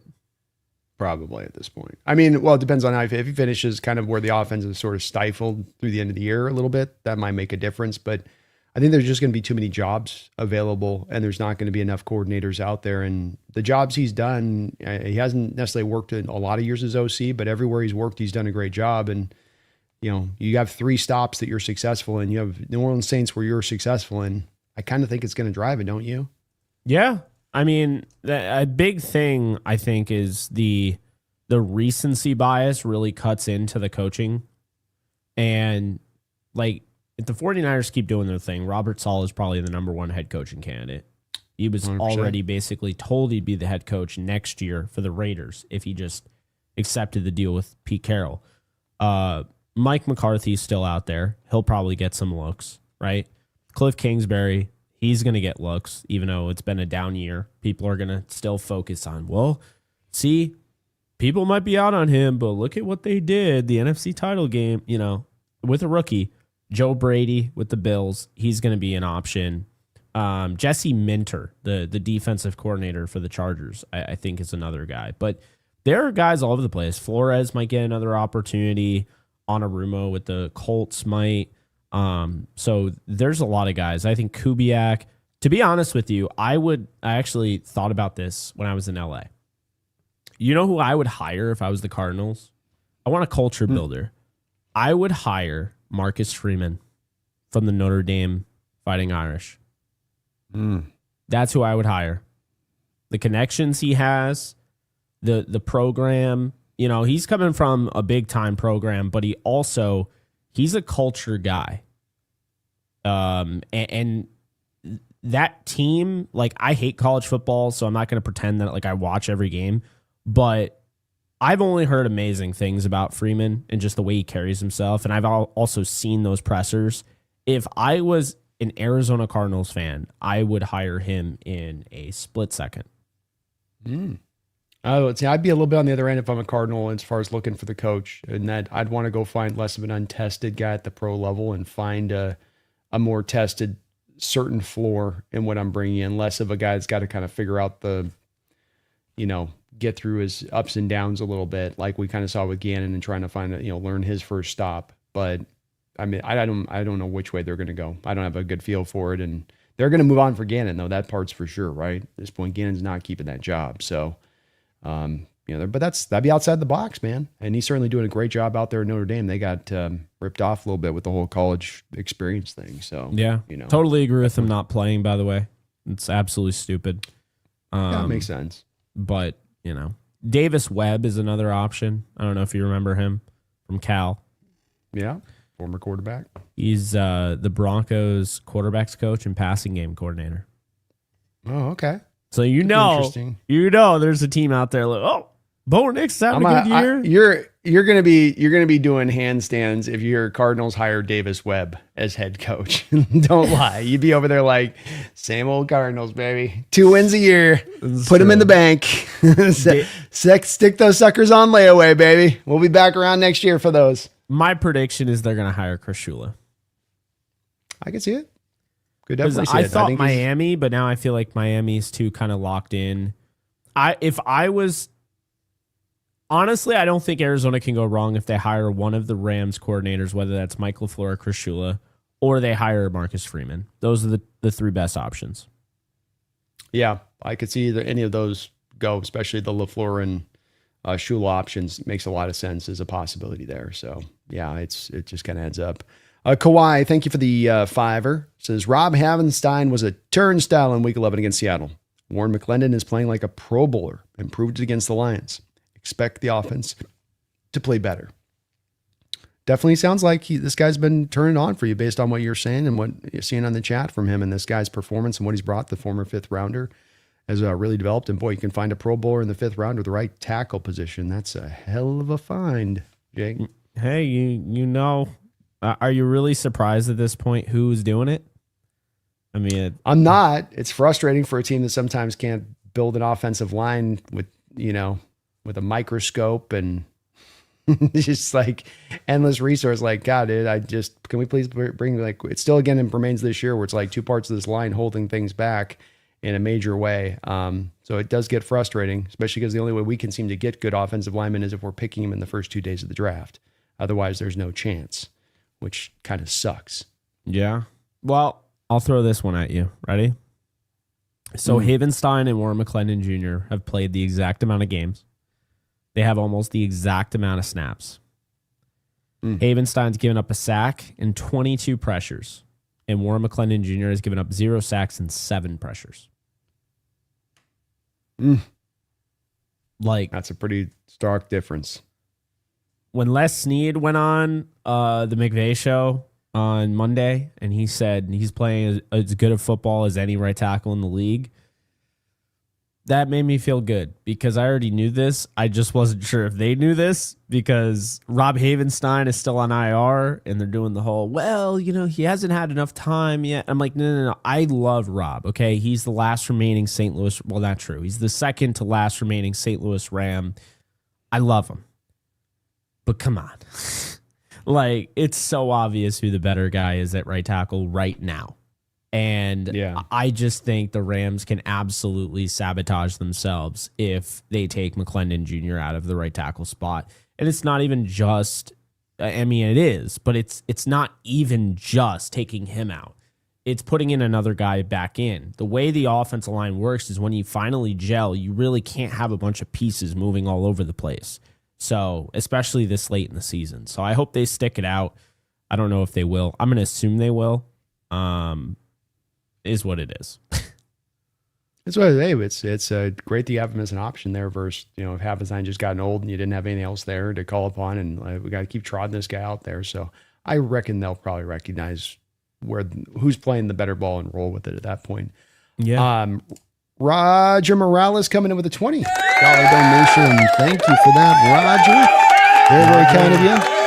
And I'm going to let you answer this initially because I got to use the bathroom real quick, Jake. So if you can answer this, it says, what's up, Brandon and Jake? Kind of bummed I didn't get to see you at the tailgate, Jake, but I'm glad I got to see this win. I'm glad you got to see this win in person. I know Adams being out is massive, but if any quarterback can cook with what we have at Stafford, how was the tailgate? You were out there? Oh, it was great. I tried to go to every single tailgate I could and say hi to people. It's hard, man. You saw it. They're everywhere. Oh, yeah. See, it's so funny when you hear, there's about 9 Rams fans on planet Earth, and then you go out there and they're like, I mean, man, I showed up at 9 a.m., way early, like the earliest I've ever shown up, and it was flooded with Rams fans. Oh, it's legit. Their tailgates out there are absolutely legit, and it's cool that they got an area to do it. Something that pisses me off about Seattle when we built the new stadium is we didn't create a tailgate area. So it's like you got to go to the bar, and it's like that's fine, but it's so much better when you've got that mass of humanity that's all just got that energy that's kind of sizzling and getting amped up for the game. I mean, it's a whole different deal. But no, that's cool. Give me just 2 seconds if you can. I'll be right back, Jake. Okay, 1 second. Yeah. So yeah, Roger. Bummer that I missed you. I want to point something out. And I'll also say this to Brandon when he comes back.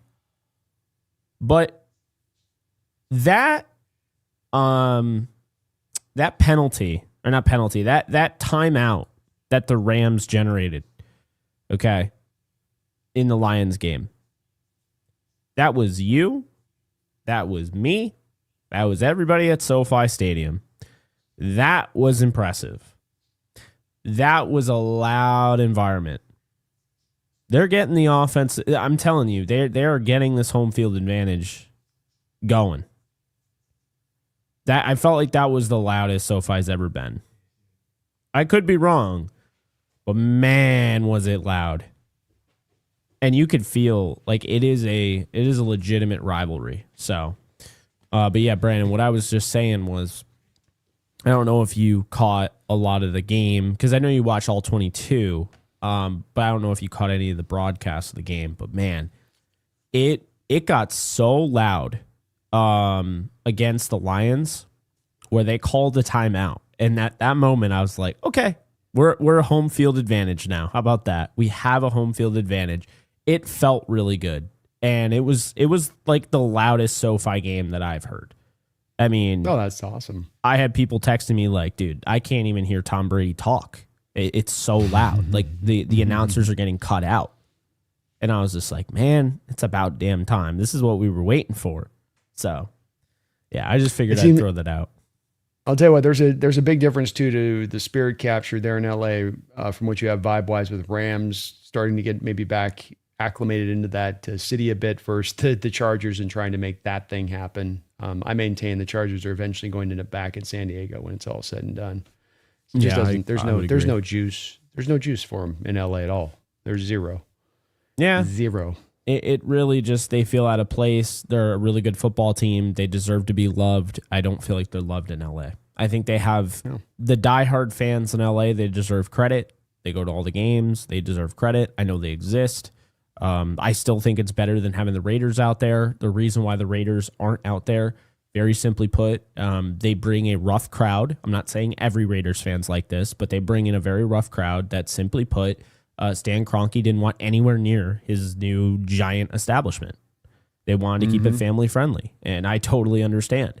And you can go back and you can look at the Carson project and everything. We'll go look at Carson, California right now. Like, tell me you want a stadium there. I'm just saying, So they made the right decision. The Chargers were just kind of like the settling, like, okay, you guys can move there, but you got to take the Chargers and you have to let them play for $1 a year or whatever the hell it is that they're paying. And they're like, all right, fine, it is what it is. We'll take little brother. Yeah. Well, we'll see it. We'll see if it lasts there. I do think that it's one we could see eventually getting reverted because San Diego still, I think, would love them here, but they didn't keep those fans necessarily with them moving either. So from some respect of that, Dylan, Thank you for the $5 donation, Dylan. Says the Seahawks' only problem is the red zone offense. Get that fixed, and we'll be good. We've driven pretty good the past few games. We just need to finish.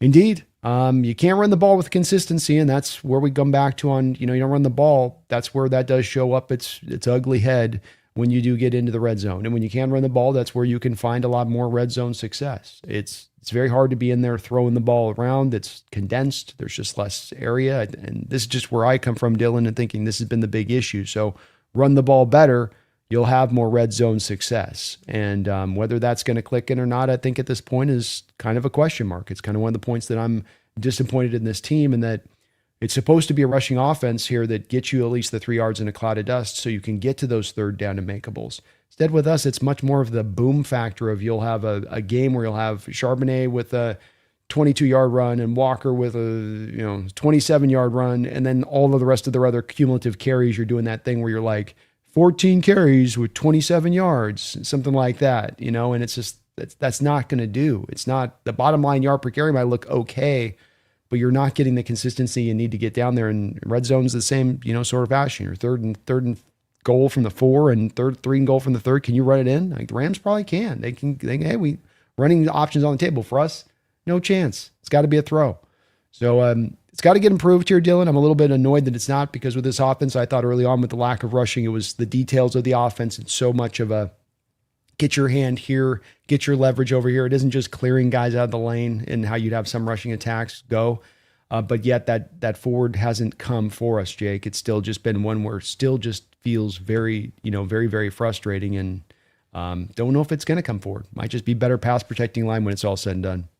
Yeah, I mean, that's my biggest issue with the Seattle Seahawks. If you could look at, talk about the Rams, and they don't get the pass rush maybe that you would love, but still, it's not the worst, and obviously it's still top 10 in the league.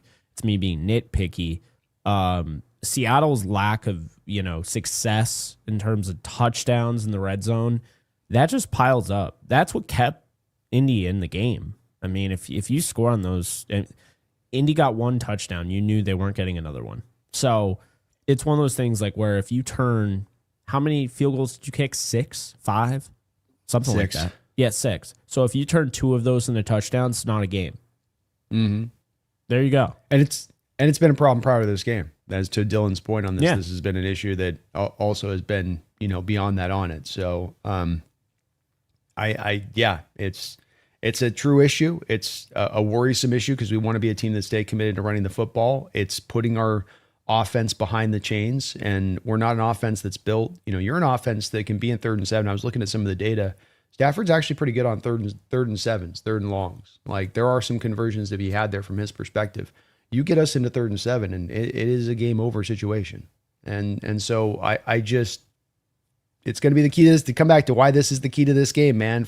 It's all the cascading effect, domino effect that comes down if you can't do it. And all of that means red zone being another part of it, as Dylan, references here, that I do get mighty concerned about walking into this game a little bit and how this is sort of set up for us, because we're just still scuttling through. I will say Myers on pace to set a field goal record for most field goals made in an NFL season, Jake. Kind of a fun fact right there. That is insane. That is absolutely insane. Probably a part worth mentioning too on this is that special teams wise, I'm not saying necessarily you guys got a bad special teams, but us having the best special teams in the NFL is going to be a factor. From how we punt to how we kick. We've got a punt return touchdown this year. We've got a kick return touchdown this year. There's things even beyond this where Myers has done a great job as any kicker in the sport at hitting that roll kick on the kickoff where you land it past inside the 20, but now it's rolling and he can get a weird funky hop for the returners at times. In a game like this that does seem like to me it's going to come down close, it could be one of those factors that ends up carrying through a little bit in this one, how strongly we have built this unit up. Yeah, it should be interesting. The Rams have definitely improved special teams. I don't remember the last time they missed a field goal, but they haven't missed one with thicker kicker. And they have one of the best punters in the league in Ethan Evans. And then their kickoff, my biggest issue, and this is what I kept saying, is that Jared Goff and the Lions just needed 1 first down to get over midfield, it seemed like, because they just kept kicking out of the back of the end zone. I just don't, for the life of me, understand why you would do that. Stop kicking out of the back of the end zone. You're putting them at the 35. You could say, I don't love the rule and all that. That's fine. The rule is the rule. Okay. Now it's the 35. And it's just stupid. When you look at the Lions offense, when they start at the 35 minus when they started at, say, the 20 or 25 or whatever, completely different ballgame. The 35-yard line, I think they scored on most of those drives. When they started at the 20, 25, those ended in punts. So, yeah, it's just one of those things like really irritating on that front.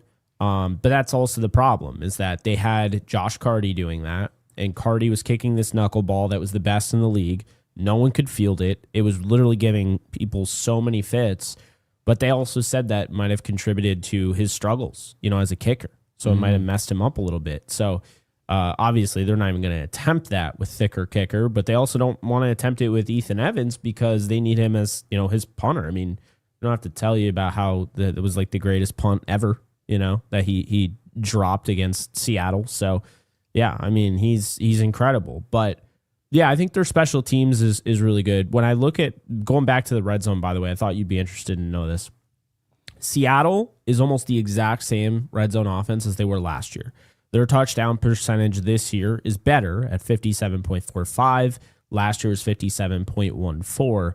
The Rams were at 51.39 last year. They're now up to 66.67. So that is the deciding factor. The last 3 games, Seattle, where are they? Well, they have been better, I believe, as of late. Oh, no, they've been worse. They're 37.50, and the Rams are 68.75. Now, on the road, the Rams do dip from a 71.43 at home to a 62.86. Again, this is touchdowns in the red zone, not field goals, so touchdown percentage. And Seattle, when they're playing at home, is a 62.50 versus a 52.17 on the road. So they're a much better home red zone touchdown team than they are a road touchdown team. I just thought I would point that out to you. Good stats, man. And it does show us with 37%, as has not been game bad. It's like the improvement you thought you would see, and especially having all of your offensive linemen out there healthy, you just haven't seen that coming together, the cohesion effect. Yeah, has not just quite clicked into play, which has been disconcerting. I do like the 35-year-old rule, by the way. I like this, the way that it's changed the game. I like that it's made the kickoff back to mattering and brought strategy back into play on the kickoff, whereas before it had become automatic. I don't hate the rule. I just wish that my team would abide by it, I guess. I don't know. P-Train. I hadn't heard about the kickoff thing. It's like a home run derby where the guy goes in there and he messes up his swing at the home run derby, and then the whole rest of the season he can't get it back to a level stroke. I think we saw it with Cardi, unfortunately. That sucks. P-Train with a 5 are over on your side. Thank you for that, P-Train. I think it will come down to who wins the trenches. The Rams secondary is a bit of a concern recently. Yeah, I mean, again, kind of like what I was saying earlier. I think it coincides with the lack of rush. PFF said that they got X amount of pressures, and I just didn't see it. 25 pressures. Jared Goff felt clean the whole game, except for a few. I was at the game. Jared Goff had all day to throw. Goff did not look nervous. I've seen Goff look nervous. I've seen Goff fizzle. That did not look the case. Yeah. So, yeah. And you watched the game. Did you see 25 pressures? That feels really high. No, there were some pressures that stood out that were, legit, and that he's really under a thing. He's got to move around more than he does but he was hitting his back foot and letting it rip and having, for the most part, going through a couple different reads. So no, I did not. I didn't see that amount from the Rams in that game with it. So it's a good offensive line too. So it's hard to get back there on them. They're going to shut down a lot of teams like that. But no, didn't feel like that amount. Yeah, I do agree. I didn't see that, but I do agree with you, P-Train here. I think with trenches is kind of the other thing we always say at times. There's certain games, I don't know if that always plays out to be true. This is one where I do think it plays out to be true, and as much because of the onus just being so heavily upon running it. Even if we end up coming out in this, to his point in the secondary, and we're able to find more yards in the air and not find more yards in the air because we're behind in the game. Let's say it's an even game, but we just happen to find more yards in the air. You guys find more yards in the ground.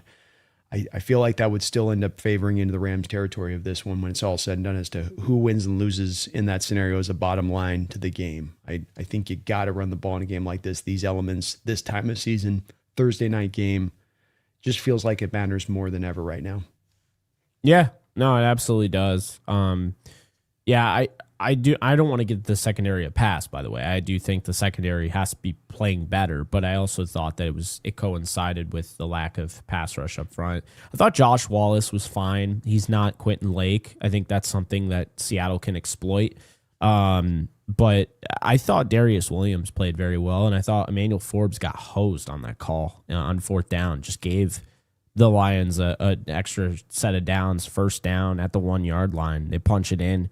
They make it a 41-34 game, but I thought it was good coverage, and it was one of the ticky-tack calls, and you get that, I think, if you're Amon-Ra St. Brown, but and I'm not, I don't like just complaining about penalties. I just don't like the really ticky-tack, like lazy, he gets barely touched, and it's like a flop, Brandon. I don't know if you saw it, but well, I didn't. I know the player you're talking about.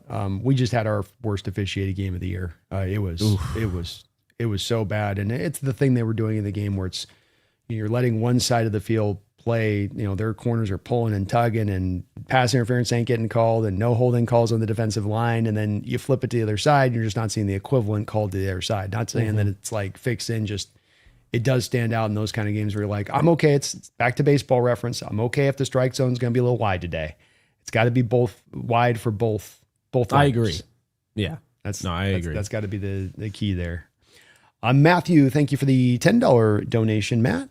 It says, if Woolen bats down one of the two chances against the Niners, if Seattle doesn't have 6 defensive starters out against Tampa Bay, if Sam doesn't have 4 interceptions and the punt of the year, Seattle is undefeated.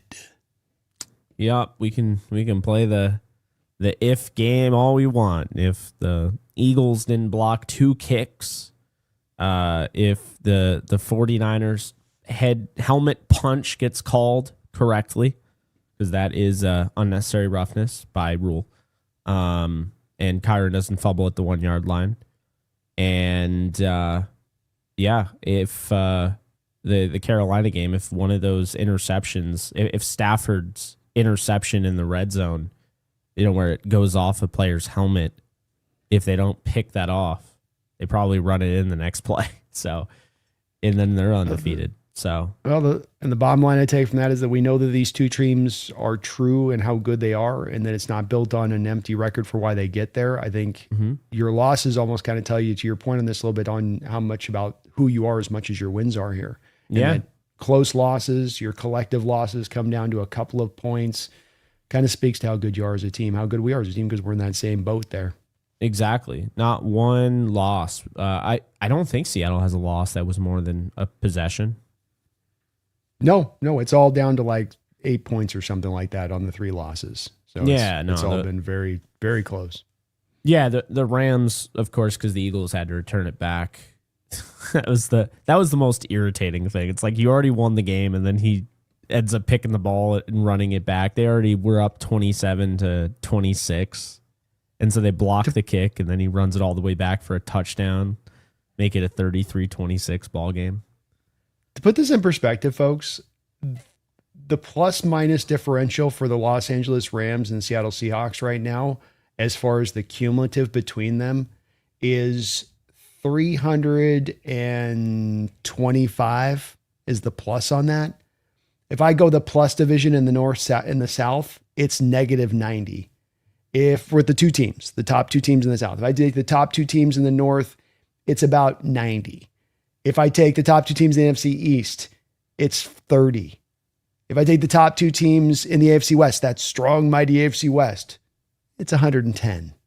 We are blowing them out of the water. Yeah, the record's one thing in this division, but the plus-minus rate as well, in addition to that, especially with us 2, we can go 3 teams with Niners if you really want to throw it off the boat with it. So there's so many parameters on this. There's so many details on this that speak to how elite these teams are and how good they are. This is just one more there. There's no team that's got a first place and a second place team. You each both have over 100 plus-minus differential right now in the entire sport.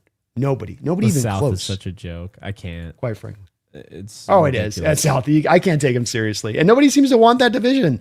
Evans comes back last week, and you're like, all right, now they're getting dangerous. Here they come. Here they come now. They're finally Tampa Bay's getting ready, and then like that's the performance you put up.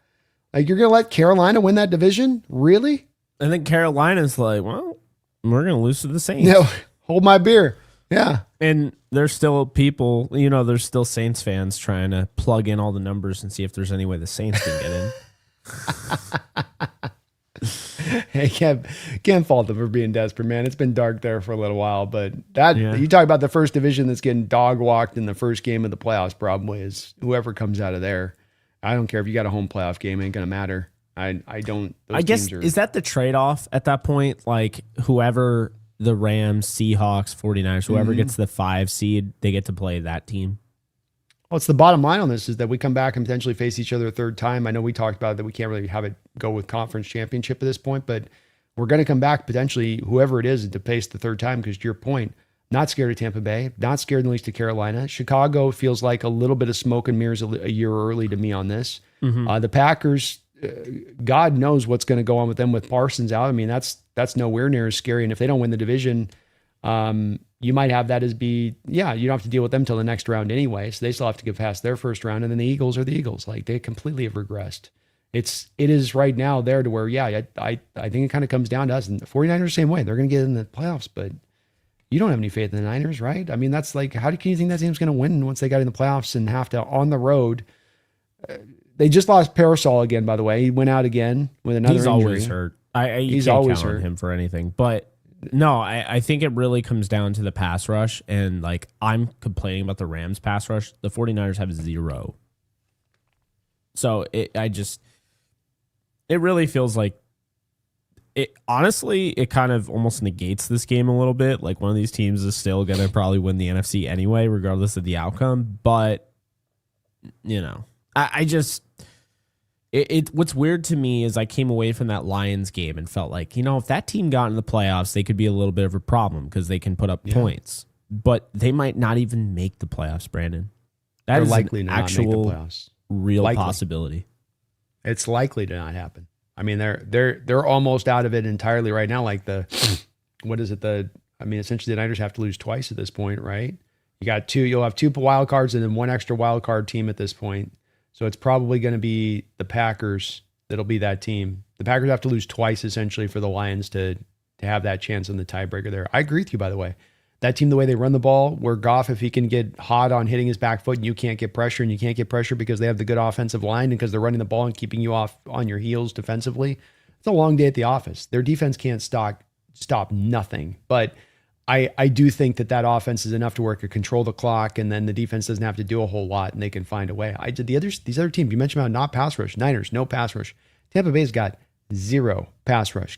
Who's rushing you from Carolina? Who Nick Scorton we're worried about? Derek Brown on the inside. I mean, Eagles had to bring Captain Fantastic off of his couch, Brandon Graham. They had to go make a desperate trade for Jalen Phillips because they don't trust their pass rush. Like nobody's got to go into the playoffs right now, and our team's got to do. I mean, even yours with maybe not quite as strong as last year, still head and shoulders above rest a lot of this NFC. I mean, maybe Chicago's got a decent pass rush. They got a little bit of a decent pass rush. Yeah, they're actually sneaky's a good way to put it. They're at least solid there. Montez Sweat, you forget that, he's been with Chicago for a while since the trade, and former Kansas Jayhawk Austin Booker. He's nice. I like Austin. I like him coming out. I liked him too, man. But the way it is with Jayhawks, doesn't matter how good they are, they always fall. I don't know why, but Devin Neal, one of the most reliable running backs in the draft. Yeah, he's going to fall to the 6th round or whatever. It's ridiculous. This anti-KU stuff. Get out of here. But hey, we got that other lineman at one point. We got your Logan Brown and we got Cable Dew at one point on our roster here this season. Are they both still on the roster? Or Brown's getting bounced around a bit, but they like Cable Dew. I think long term is at left guard. Oh wow, that's wild. Or as a guard, just period. I think they feel like he's got a little something there. I'm not saying I do, but that dude got memed to all hell. Cable Dew. Yeah, because that name, Oh yeah. 100%. Matthew with a $10 donation on your side. Thank you for that, Matthew. Stafford for MVP. Damn it. What's up, guys? I'm pouring concrete and watching you guys. Go Rams. Hell yeah. I always love the thought people working, listening to the podcast in the background. So I've always done it in my past. It's just, there's something kind of romanticized about that for me when folks are doing some work and putting and listening to us in the background. But I think you're finding two guys here. They're going to tend to agree with you on that one, Matthew. I would give the nod to Stafford, the type of season he's had. And yeah, he's got help, but you can't just throw help and as an end all be all on it. And watching the games and the throws he makes that guys in the sport really by and large can't make. It does stand out to you that you got to give the guy the flowers when he's performing that well. I mean, the career he's had to throw it on there once again. Agreed. PGZ. Thanks, man. PGZ. Thank you. Appreciate you, Matthew. Sorry, do you have something to say on that, by the way? To undercut you there. No, you're good. I agree with everything you said. So, yeah, what's he at right now? Let me just Stafford. I want to take a quick peek here if I could. So you got him at he's going to throw.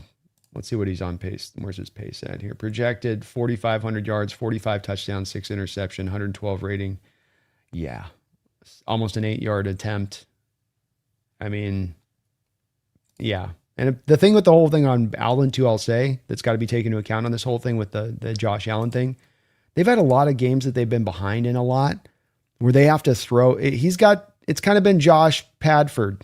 You know what I mean? It's Josh Stat Padford just a little bit this year, Allen, a little bit on that with the statistical playing. It is funny you say that because I keep seeing. Well, it's not like Matthew Stafford's had to come back down from 21. It's like at some point or another, you have to take responsibility for that. Like Matthew Stafford doesn't have to come back down to 21 because he's never in that position, because he never puts them in that position. That's part of why his ability to take care of the football the way he has been so key and critical to what this team is able to do. And I just don't think people realize that. Like Josh Allen, he's done a much better job this year with the fumbles, but he still has fumbled 5 times. He's thrown 10 picks. He's lost 2 of them. I mean, you think about it, that's 12 turnovers.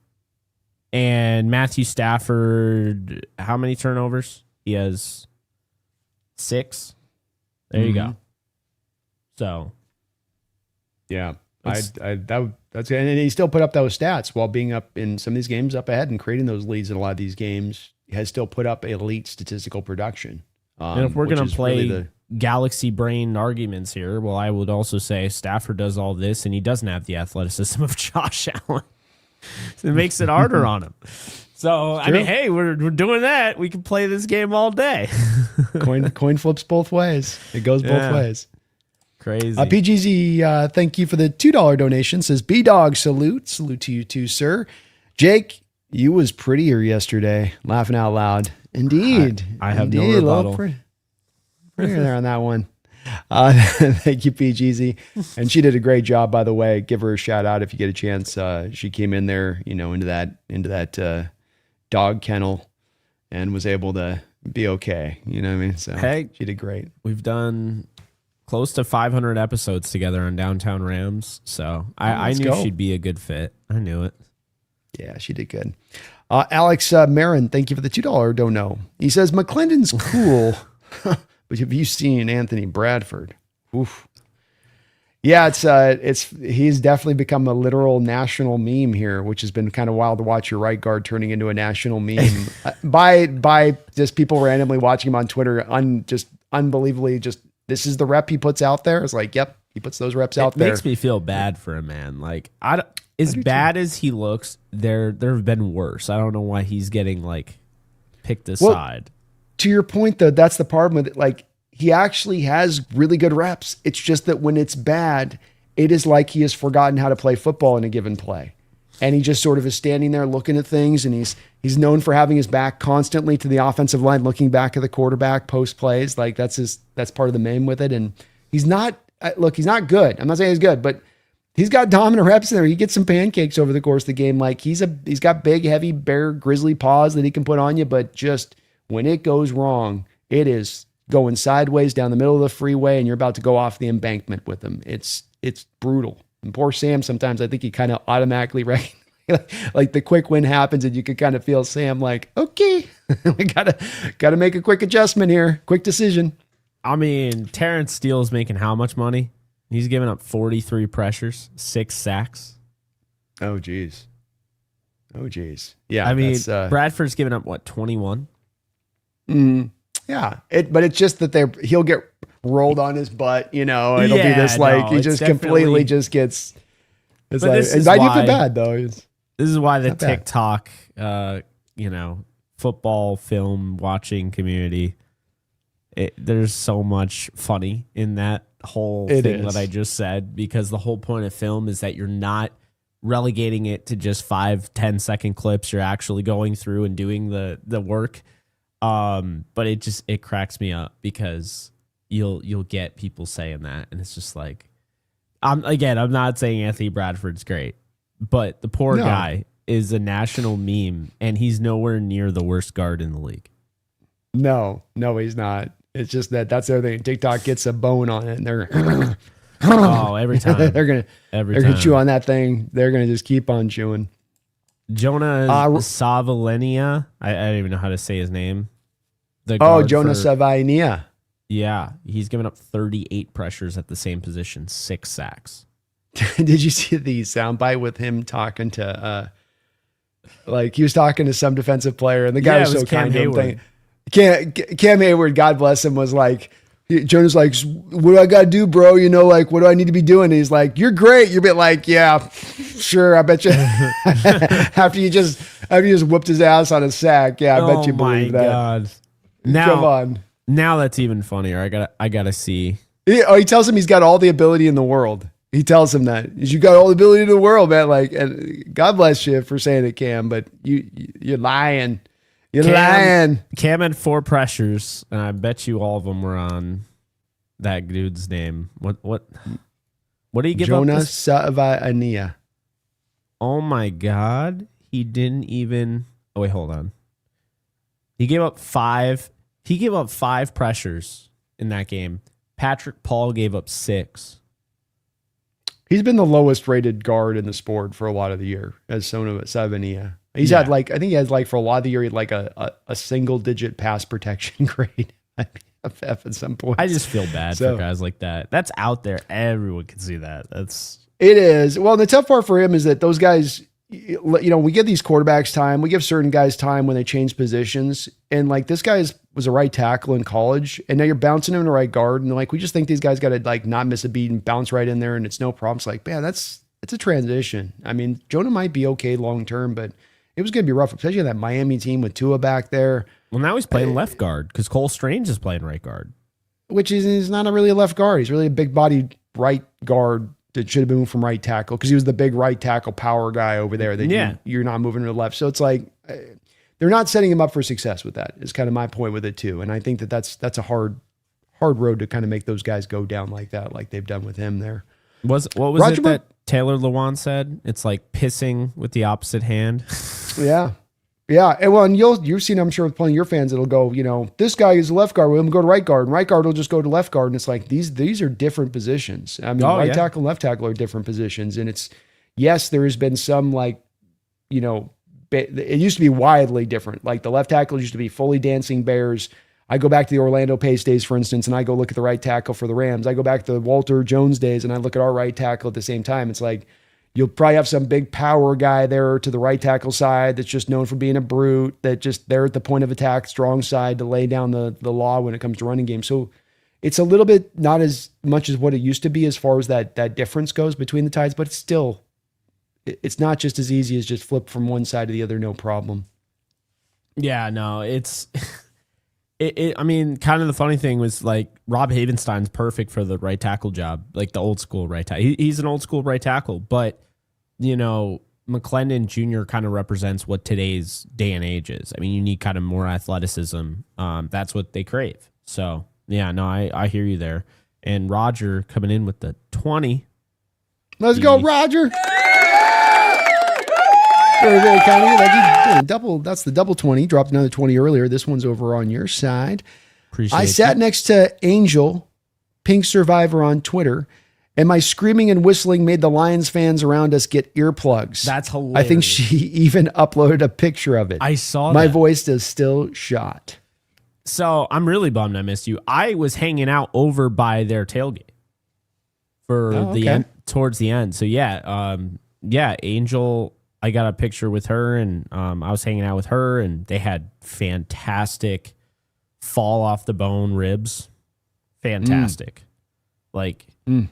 The most tender ribs with like the perfect, they were just unbelievable. So shout out to Rams Republic there. But yeah, man, I'm bummed I missed Roger. Roger was at our event.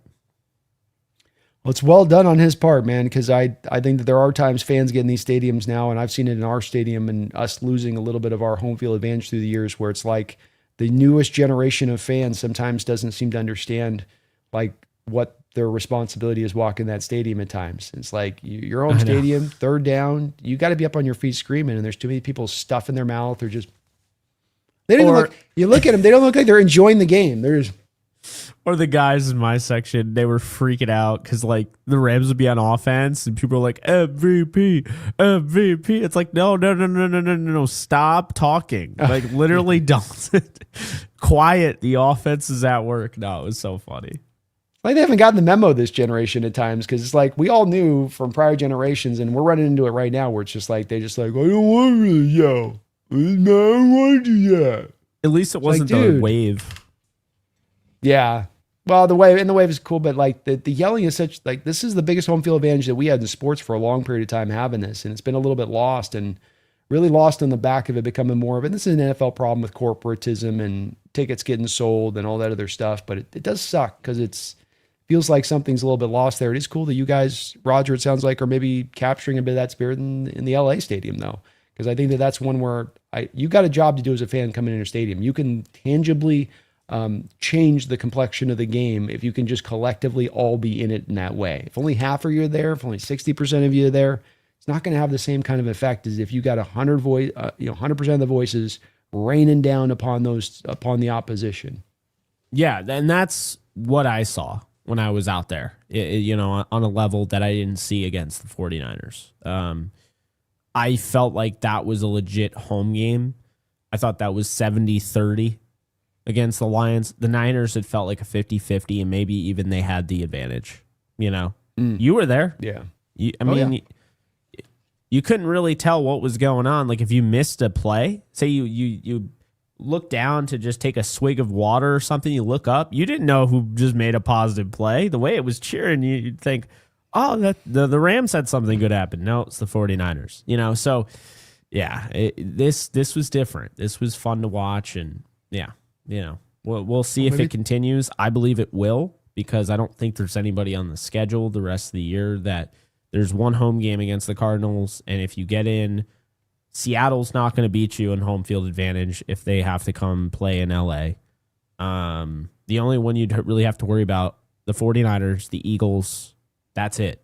Like no one else is coming and causing, an issue. So yeah. Maybe starting to bring it back a little bit, man. Starting to take that back into control. Martin Lawrence, thanks for the $5 donation.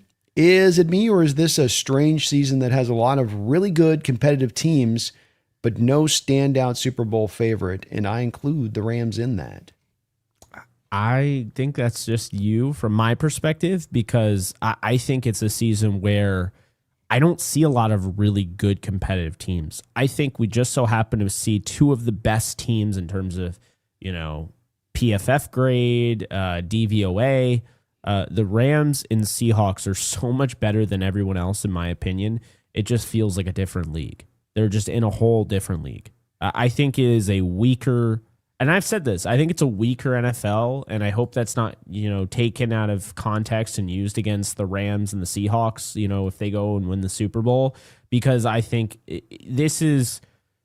I'll go as far as to say these two teams are teams that could have gone up against the Peyton Manning Broncos, could have gone up against the Tom Brady, Randy Moss Patriots.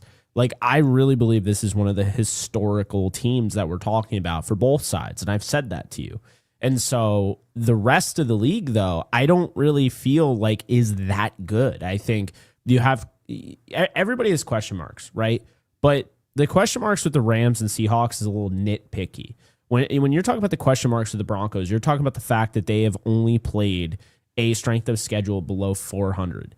You're talking about the Patriots have only played a strength of schedule below 400. By the way, both of which have strength of victories in the 350 range. The Jacksonville Jaguars, they have losses to both of these teams. So how good is Jacksonville? Maybe Jacksonville is like legit, but they just got embarrassed by the two best teams in the sport. Maybe they're the best team in the AFC. Who knows? The Steelers, you and I have gone on record. We don't trust them. The Chargers, they don't have either of their starting tackles. They're not going all the way. Then you have the Buffalo Bills. I don't know what to make of them. I think this is the worst Bills team that we've seen in quite some time, and yet I feel like this is probably the team that has the best chance of going to the Super Bowl. I don't think they have a chance in hell of beating these teams. But then you have Houston Texans, and the Texans have a Super Bowl defense, and if C.J. Stroud plays decent football, that's a defense that can keep you in the game, and C.J. Stroud can win you a game if he goes back to his old ways, but he hasn't shown that consistently this year. So there's a lot of kind of question marks. The Colts are the 8th seed. Do you trust Phillip Rivers in the playoffs? I love Phillip Rivers. I think it's a great story. He's not beating either of these teams in the playoffs. The Ravens, Lamar Jackson looks horrendous this year. I don't know why. I don't know what happened. He looks really bad. They're 7-7. So there's not a single team in the AFC. Then in the NFC, the Bears, just feels like, and you said this best, they have a 403 strength of schedule. They were hovering below 400 the whole year. Feels like they're just a year too early. Like the really impressive stuff, year too early. The Eagles, you never rule out the Eagles. They just can exist and they can be a problem. But the big thing about the Eagles is that you have to go play them at home. If they secured home field advantage with the way their team is playing, it wouldn't matter to me because now you have to go play there. That's tough in and of itself. The Eagles on the road, I'm not really worried about them in the playoffs. I think they get stomped by Seattle or the Rams, regardless. Then you have Tampa. I mean, we keep talking about how Tampa's going to just go on this magical run when they get all these guys back, and now Mike Evans is back, and you look, this guy's back, and that guy's back, and they look like they're going backwards. So not a team I'm worried about. Then you have the 49ers. We've talked about it. 49ers deserve a lot of credit for being in this position, all the injuries. But that said, nice story and all, but they don't have a pass rush. Brock Purdy is doing some good things against some bad teams. What's going to happen when he has to go up against Seattle, go up against the Rams? Well, we're going to find out week 18 against Seattle. Then you have the Green Bay Packers. They're without Micah Parsons. I started to feel like that pass rush was going downhill and Parsons was kind of carrying them, if you will. There were a few games where it felt like he had to really carry them. Him being down now, I think they're going to get slaughtered against Caleb Williams and the Bears, by the way. And then the Lions and Panthers and Dallas Cowboys are the teams on the outside looking in. The Lions, if they made it, that offense is very strong. That defense is horrendous through the air, and you can run on them. Carolina, if you don't play at home, Carolina, you don't win. That's going to be a problem when you're going to probably only have one playoff game. We'll be at home. You're the 4 seed. If you make it through that by the graces of God against the Rams or the Seahawks, then you have to play the other one. Don't like your chances in that one. And Dallas is just, they love being fool's gold. They looked like a team. I remember, I forget who came out and said it. Was it Chase Daniel? Someone was like, yeah, the Cowboys might be the best team in the league. And I'm like, the hell are we talking about?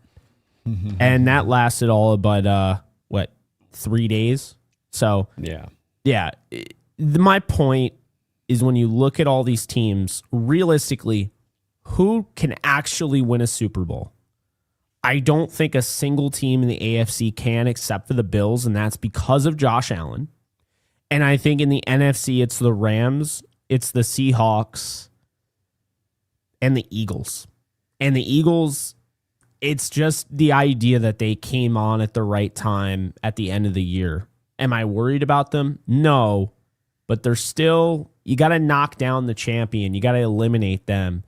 And they're still standing. So you got to give them their due there. So those are my thoughts. Rams, Seahawks, Eagles, Bills are the only teams I think right now that can theoretically win a Super Bowl.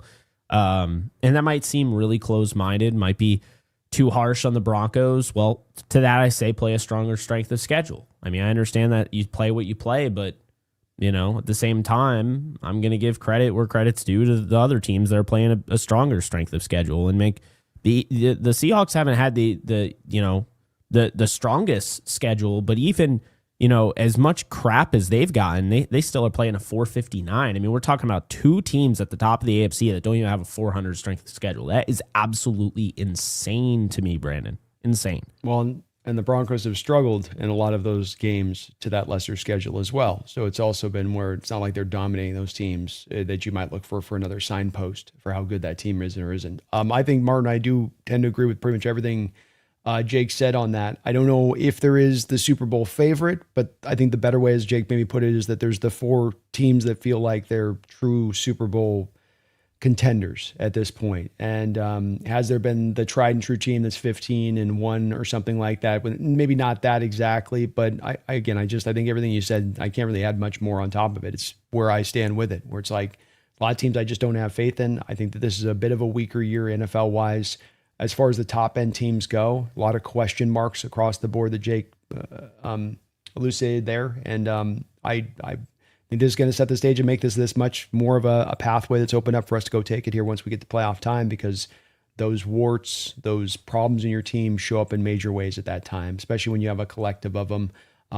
I do think you're right about the Eagles being tested and still a little bit, they'll get in there. They've got that brand of football that can work in the postseason, but you just can't turn on like a light switch, man. It's a process to get in there. It's a process to getting yourself matured to that place you're trying to get to team-wise.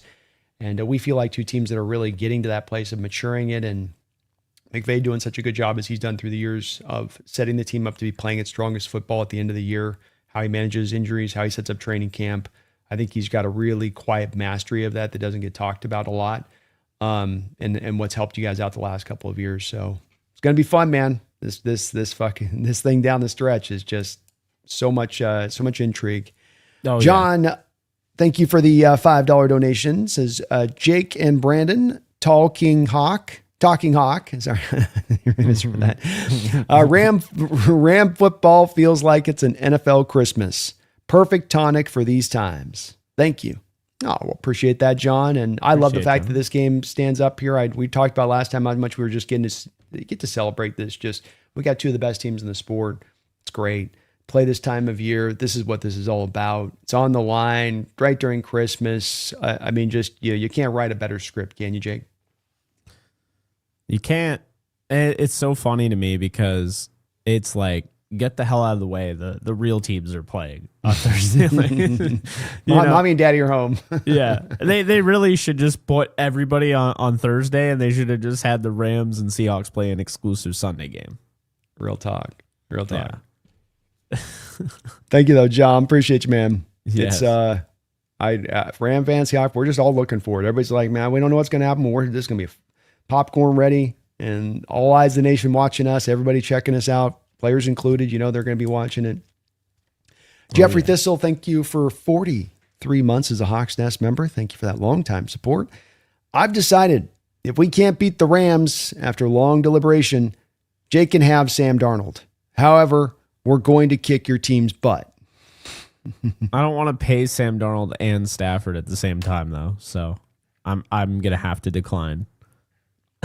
High quality level backup there, buddy. High quality level backup though. And I love the confidence. Jeffrey's not always been confident in Sam. Now he's confident in his team. So him showing some confidence here. I love to see that from you, Jeffrey, and that you're feeling good about this. Is we need all of the confidence we can get going into this matchup, man. Every last bit of it. Henry Diesel, thank you for the $10 donation, Henry.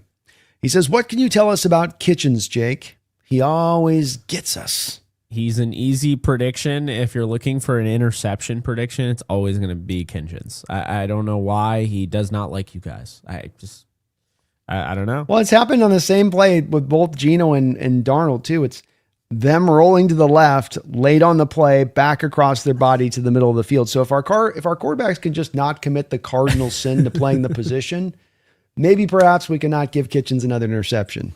Oh, man. Well, it'd be like that. But hey, he's a baller, and he's become such a good player this year. Not just the ball hawking ability, which honestly he hasn't had much of aside from that game. I think that was his first interception of the year. But aside from that game, I mean, you see him, he's a heat-seeking missile, but he's a form tackler. And you love to see guys like that. At least I do. I don't like Kirby Josephs of the world. I don't. I don't. You already know, Brandon. I had a huge rant about it on our show. I hate that tackling because that's not tackling. Just like heat-seeking missile at a guy's ACL is not tackling to me. Yeah. No, I totally get it on that. And with Kitchens, he was a guy when he came out, I liked his tape a lot. And I knew that it wasn't quite to the flashy stage of things. I try to say this at times because we always go to the comp, and comps can sometimes become overstated or not quite fit. And I like to say shades of, rather than getting onto a full comp with the guy, but there were shades of Ed Reed to his game coming out. Like there were shades. Not that he was going to become that or elevate to that, but I am a little bit surprised with Kitchens that it hasn't maybe fully come forward, where he's been able to be more of that guy in that secondary for you guys. Yeah, well, time will tell. Because I also see that, and I like that he's become more of a well-rounded safety, and PFF does too. I think he's rated in the top 5, so he's a baller, man. Let's go. I liked his tape a lot coming out of college, man. Just complete player. The fact you get the ball skills and he could tackle in addition to that, usually a combination you don't get with prospects. He fell because of the 40 time. I'll tell you that right now. That'll do it. Safety in 2020, what was it, 2024? You got to run 4.4. If you don't run a 4.4 in your safety, they like ding you for it. I think you're in like a 4.57. That's right. So, yeah. It's also why I don't care about the 40 times. I think it's more alarming if I see you run well and then I don't see that game speed. I don't have to worry about that with Kitchens. I see the game speed more than I see the 40 times. So, yeah, and he's continuing to develop. So we'll see if he takes another step here as we go through the next year. Yeah. And Henry Diesel with a $5 donation, and he asks a question. Thank you for your double dono, Henry. Says, imagine Josh Allen with McVay. Yeah, it's so funny because obviously, Josh Allen's incredible. But at the same time, I don't know if he's a better pairing than Stafford and McVay. McVay has had opportunities to go out and get mobile quarterbacks and has stuck by Stafford. I have a feeling he just doesn't want that off-script nature where it kind of takes over the game, where now it's like, okay, well, now I'm going to run power, right? I don't think he wants to do that. I know it sounds crazy. I could be wrong, but look at the quarterbacks he's worked with. You talk about Kirk Cousins, Jared Goff, and Matthew Stafford. None of those guys are the mobility that Josh Allen is. He had an opportunity, and they picked, and don't get me wrong, he can move, but they picked Stetson Bennett. They had an opportunity to go out and get some backups. They got John Wolford. They got Jimmy Garoppolo. Carson Wentz is the most mobile. Carson Wentz and Bryce Perkins are the most mobile quarterbacks that they have had. They had Sean Mannion. He's not really like obsessed with that. So I don't know if that's a change in the future, but I'll tell you right now, even if he could have Josh Allen, for this year, obviously we're talking for the future, he would choose Josh Allen. But for this year, I think he would take Matthew Stafford. I really would. I really believe that. Along the same lines of this mode of questioning is this has been an ever-changing, adapting situation. If Stafford comes back next year, this is null and void, okay? Mm-hmm. But let's play the game of Stafford not coming back next year. And Burrow, I talked about last year with you guys on the roundtable, said he's setting the stage, guys. I've been down this road with Russell before. He's doing the Russell Wilson playbook thing, man. It's you set it out a year early, you put the hook into the waters, and then you just let the bob set. And he's setting the bob, and then he comes back last week, and he's all like super high drama press conference, like love the sport. I don't know if I love the sport anymore. I mean, it's kind of hard playing in Cincinnati. I don't know if I want to. Maybe I don't know. Maybe I'll retire. Maybe I don't. Maybe I'll just go fish. I don't know what I'll do.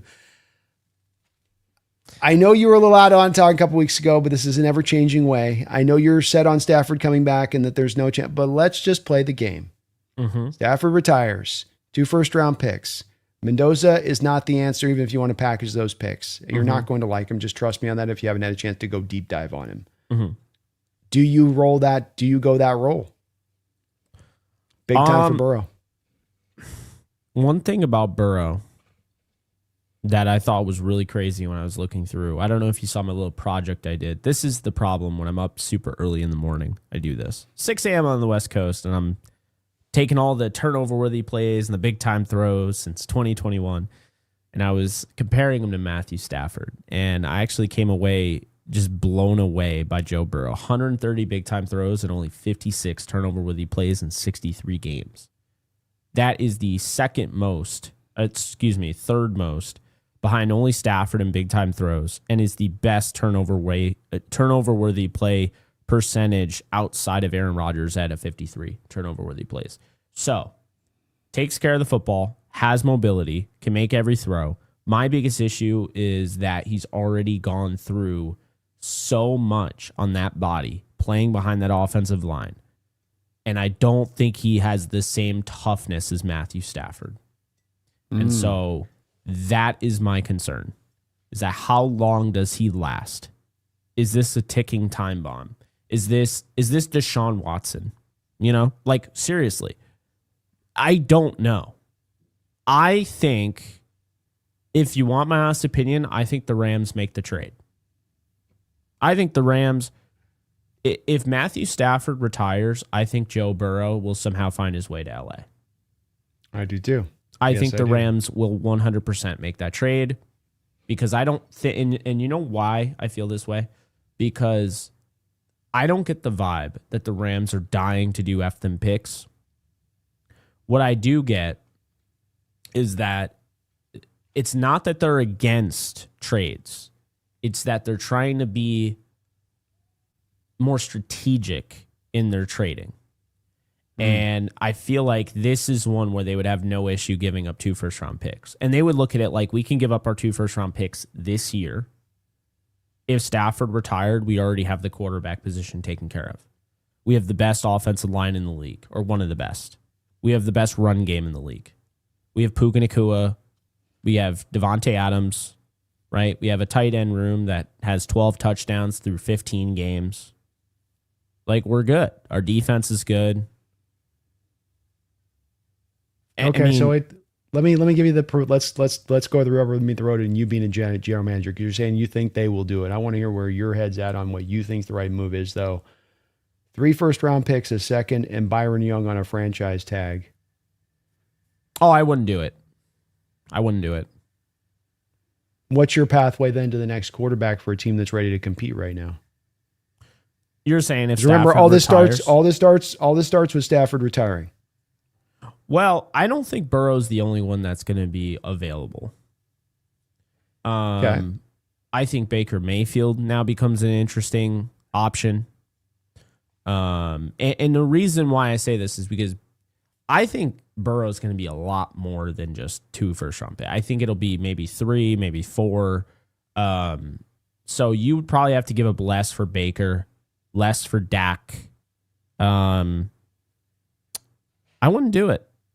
I feel like there'd be a better option, like a better value option. And understand when I say this, I would look at this as an opportunity. If Stafford retired, right, now that contract is off the books. Now it's like $40 million or whatever.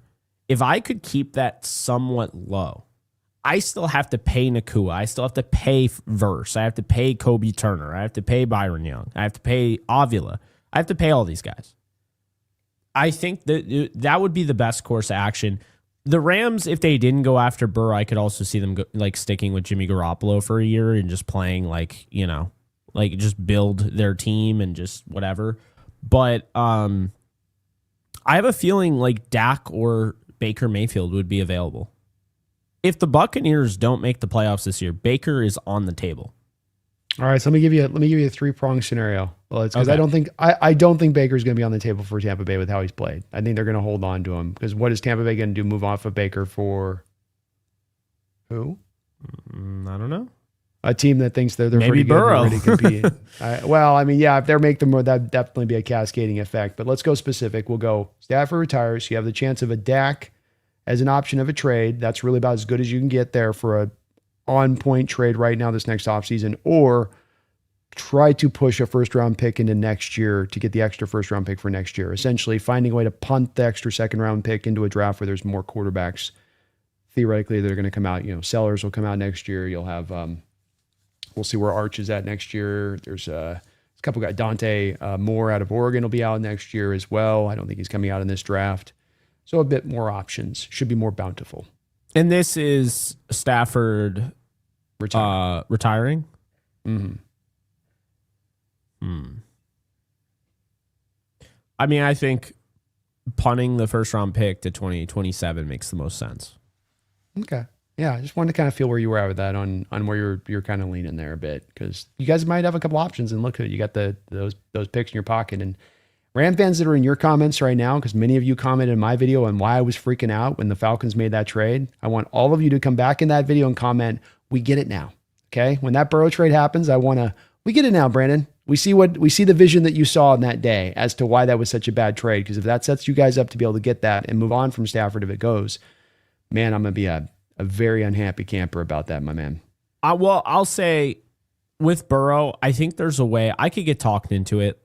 I could definitely get talked into it, but I think my concerns are genuine with the injuries. It's definitely not for the lack of talent. I mean, I think he is one of the more talented quarterbacks, accurate, clutch that there are. I think you're 100% right. I do. I also think, and I think all your points are very salient ones in regards to being worried about grabbing him and maybe taking a different path. And it's all very level-headed of you. But I do come back to where I think the Rams would on this, which is that we have an opportunity to get Joe Burrow. No, well, the Rams would do it. I'm telling you, the Rams will do it if Stafford retires. But I'm also here to tell you, Stafford ain't retiring. I think he plays another 3 years. Oh goodness. Okay, let's go, Matty. I think he's trying to get into the top 5 all time in all those standings. Well, what that allows you to do with those picks, if you can do that, you know what I mean? Like what that allows you to do, and all the ways you can go with that selection. It's not a good draft at the top, but you're still going to get a hell of a player with that pick. Yeah. Hell of a player. I mean, with Quentin Lake and Cam Curl free agents, I mean, you might have to get creative there. Maybe you get Caleb Downs, He's nice. Do you want to take a safety that high? That's the question there. I mean, he is really, really nice, but taking those safeties that high, it's just very rare. But they would use him as a star, though. That's the thing. So he'd be like, he wouldn't just be a safety. You know what I mean? Yeah, but I think for them, what they're going to do is they're going to play a little bit of the money ball game, because like you said, you got all those guys up for contract at the same point in time. And Devontae Adams, for instance, like, especially with this hamstring injury happening at the end of the year, they're like, yeah, we got the one last year out of him. Do we want to roll that dice for another year versus 4 really nice first round graded receivers in this draft that we might have our pick of the litter of? I mean, Jordan Tyson and Puka Nacua would be a pretty nasty combination. Yeah, I have a feeling they're going to get Lyman, and it'll be Lyman and Nacua. And that guy, you'll get him at the end of the first round, so you can wait on him until that your second first round pick too, potentially. And then we'll have to get a slot receiver named Lime. Limited Lime. I like it. That'd be a hell of a combo. Ram 1911, thank you for the $2 donation. He says, listening to you guys at work. Let's go Rams. I love that, man. I love that. Appreciate you for that. Appreciate you. Jeffrey Thistle with the $2 dono says, Bradford for MVP. Show some respect. Hey, I thought I was doing a nice job of defending that man's honor. Yeah, you did a good job. You done better than some Hawk fans do with it. I'll tell you that, man. Poor guy. I'll tell you that. That man has It'd be funny if he's going to be one of our... It will be funny if he rounds out his performance at the year and becomes almost one of our higher rated linemen when it's all said and done. That'd be pretty funny. Speaks to our line at that point if it ends up getting to that stage of things. Phoebe Morseox, thank you for the $2 donation. Thoughts on Tua being benched? How much dead money? Kind of weird the timing on this. Well, I'll tell you right now, I was not talking about Tua when it comes to the quarterbacks. So you're not in the Tua sweepstakes? No, not in the Tua sweepstakes. I'd rather bring 31 million in base. Kurt Warner out of retirement. I'll take Phillip Rivers at this point, maybe. I'm waiting for the Dan Marino thing. Isn't he supposed to come out of retirement? Hey, man, the way these quarterbacks are being paid, they're like, yeah, I'm going to get a couple more million left on that. That's not really a very movable deal for them. It's a mess. They screwed for the most part. Yeah, they got 24 million in bonus money that they got to eat, so they could do it. They could do a post June 1st. Nobody's trading for that contract, so they're going to have to release him post June 1st, split the dead money up into 2 years.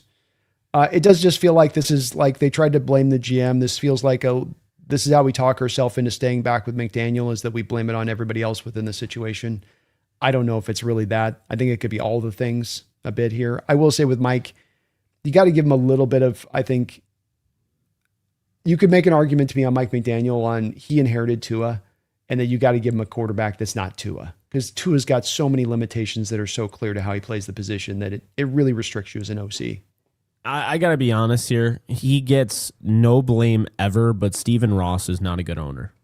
And it falls back on him. I did not forget you, Stephen Ross. I always throw owners under the bus, but he is not a good owner. The fact he allowed that to go on as long as it was for Chris Greer, can't fault Chris Greer. He just isn't good at what he does. Like we all know that, except for the owner that was paying him. So 20 years of just complete mediocrity of a general manager giving out awful contracts left and right.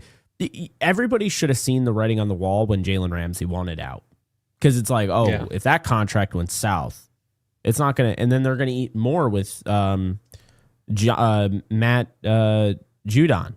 You saw that, so there you go. They just keep eating all this money. I'll say this: Chris Shula is a perfect hire for them. But I feel like they're going to mess this up and bring back McDaniel. I think, to your point, I think they're kind of talking themselves back into it. And, I think it just falls back on a bad ownership. Lack of vision, man.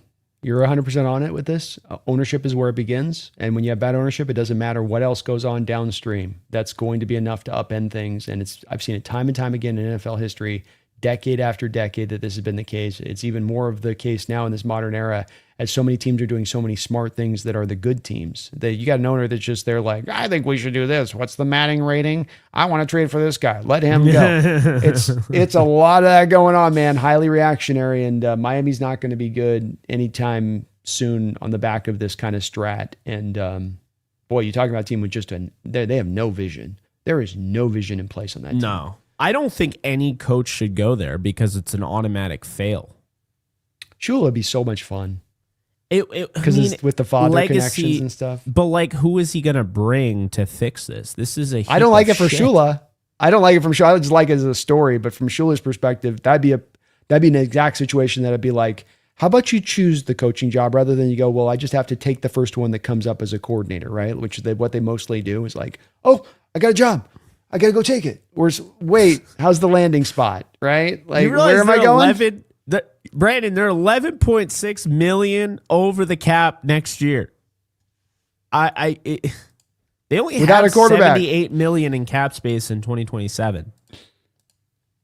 Yeah, without a quarterback too, by the way. They're all that dead money and no QB. So like that falls on just an absolute jokeman ownership. And then you look at other teams and you're like, okay, well, they're not dealing with this. Why are we dealing with this? Like, for instance, let's take a look. So the Rams have 81 million in cap space next year.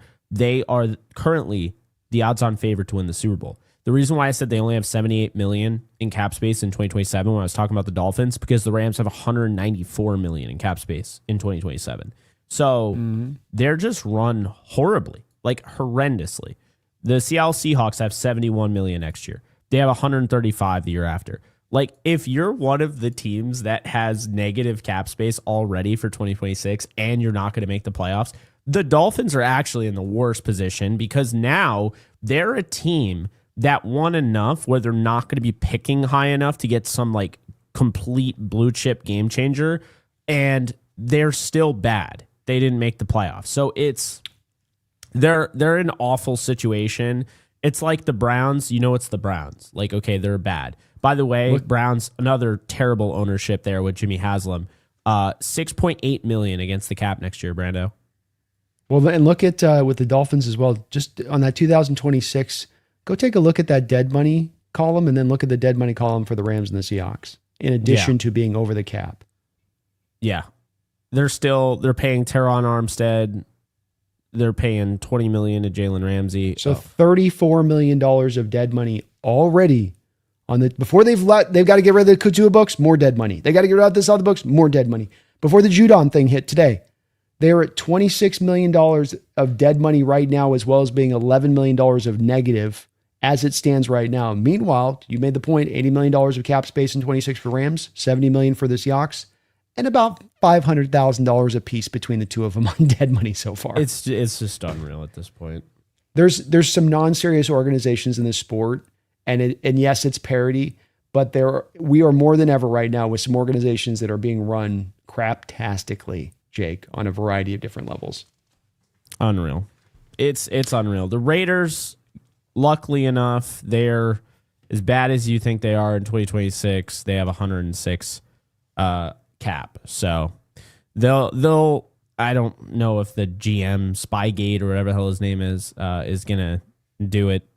I'm surprised I didn't get a laugh out of Brandon. His name is Spytech, but I missed that one. I was trying to work on my Geno joke about their dead cap. It looks good now until the Geno's got to go because they're going to get out from under that thing. So they found a way to do themselves down on that, even with the money they have, because he's going to cost them pretty good grip of cash to get on that deal. Oh my God. It's so bad. Roger Morales, thank you for another $5 donation over there on Jake's side. Says, some fans out here don't think it's cool to be rowdy. I'm out here talking ish to everyone to get up and yell. I've got to admit, I've almost gotten in a couple fights in Seahawks Stadium in recent years, and the times I've gone there with this very thing Roger trying to do, which is to get people like, why are you all sitting? You're looking around, and this guy's sitting, they're sitting over here, this guy's stuffing 2 hot dogs in his mouth at once. Why are we yelling?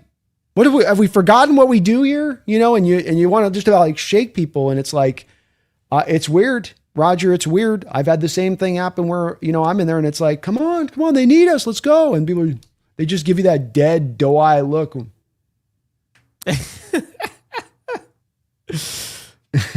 Come on. It's like get off my lawn type of energy. Oh, yeah. It totally. They look at you like you're a crazy man, and it's like, this is what we do in these. We've done this for decades. I go back to the 80s and the Kingdoms, and it doesn't matter whether you're good or you're bad. Like, everyone knew what time it was when you walked in that stadium, and no one had to be like informed that you're supposed to get loud. But it's like, this is the new norm, I guess, and that you gotta tell people actually to participate. Which it's like, why don't you just sit at home and watch it on TV if you want to be quiet? Yeah, no, I agree. One sec, Brando. I gotta unlock the door for my girlfriend. Oh, you're good. Yeah, she's just like, wait. I was like, oh shit. All right, one sec.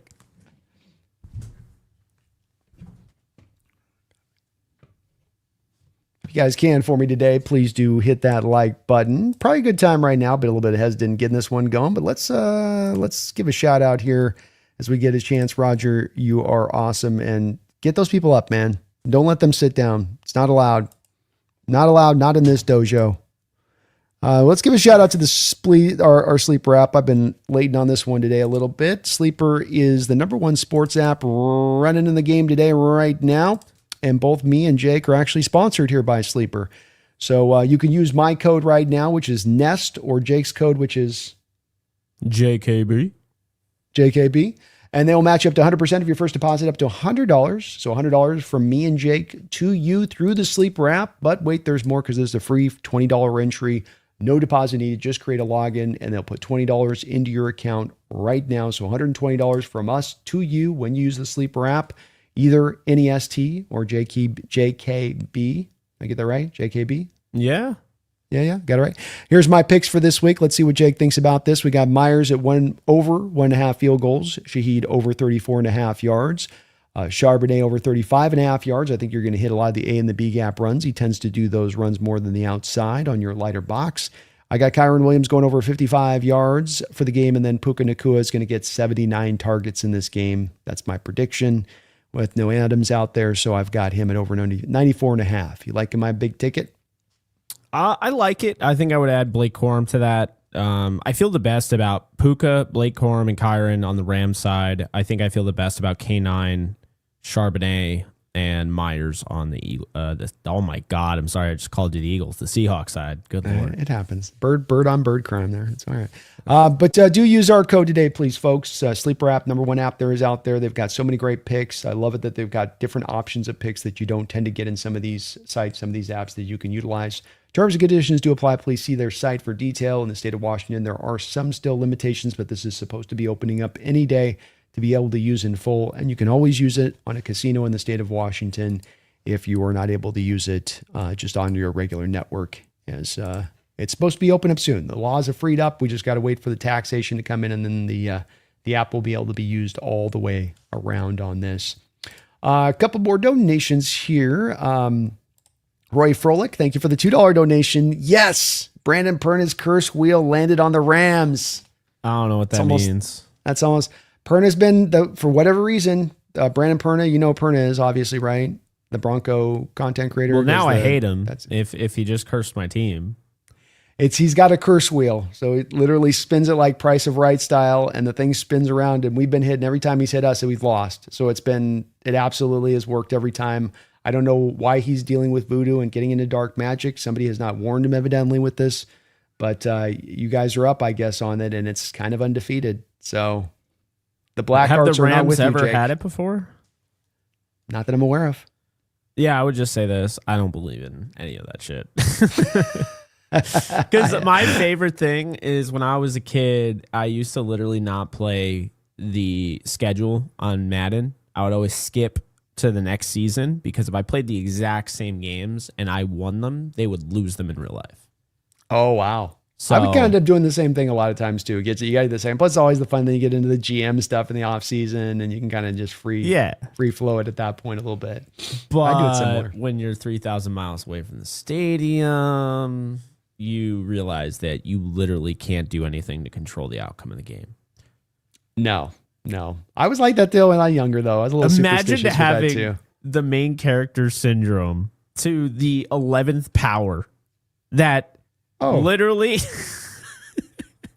I just changed. I'm the only one. What's the population, Brando? I'm the only one in the world who can determine the outcome of a game. Oh my! It sounds. It's human mentality. No, it's human mentality, man. There was a whole commercial. Remember a couple of years ago about the guy, like every time he goes down to get a beer down in his basement. Yeah. The team scores a touchdown. And so by like the end of the commercial, he's just got to like stand on the stairs of the basement. He's like listening through the cracked door because it's like he's thinking that's what's causing it to happen. This is human nature, man. I was like that when I was a kid. It was like if I chewed off a nail and he scored a touchdown, I got to chew off the other nail as I'm super nervous they're watching the game. So it's not just you, man. It's human nature. But for Roy, Brandon Perna's curse wheel. This is a good development for us in a tight game, man. We need this right now. All advantages we can get, we'll take here, including some of the dark magic, even though I don't believe it like Jay. I will be rooting against his Broncos like crazy if his curse wheel actually does anything. I'm bringing it up next Tuesday on the roundtable, bro, if we win. It's getting brought up, so be prepared for that. Like, I'm going to go find the clip and be like, Z-Bot, play the clip. Henry Diesel, thank you for the $5 donation. Henry, appreciate you for all of your support today. Says, curious to hear what Jake thinks about JSN. Puka is a dog, but I'll take JSN over him. All right. So here's the deal. I was early on JSN as a superstar. Wasn't as high on him coming out of the draft. And then I got a look at him and I was like, this dude's going to be a superstar. Brando will attest to this. I've been saying superstar, not star, not like he's going to be good. Like, no, he's a superstar. So I was right on that. I think we're going a little bit too crazy here on he's clearly better than Puka Nacua. I'm not saying that's what Henry is saying, but I'm seeing a lot of that. I think Nacua is the best receiver in the NFL because he does everything. Whether he has to move the chains, whether he's going to set the record for most contested catches in a season in the PFF era, which I think is a huge deal. It's not being talked about nearly enough. Whether he can, work as a pseudo tight end. I mean, the blocking, the effort, the yards after the catch, the yards after contact, the broken tackles, the ability to go up and high point the football, they're both incredible. But I think Puka's still better than JSN. I think JSN is a more crisp route runner, but I think Puka is really, really improved in that aspect. And I just think Puka is the better player because of the physicality aspect. I think that just a little bit more physical. I think that is the difference there. I think that's totally fair points. And I think a Ram fan was going to take Puka, and I think Seahawks fans will take JSN.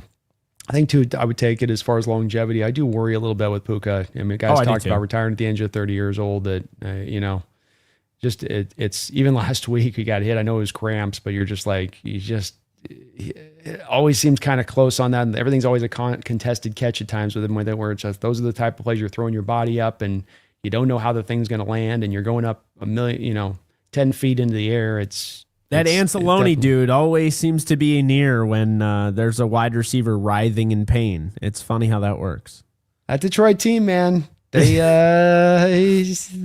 after it. They get after it. Man, the essence of that Bounty Gate Saints defense is definitely embedded in them. I'll tell you that.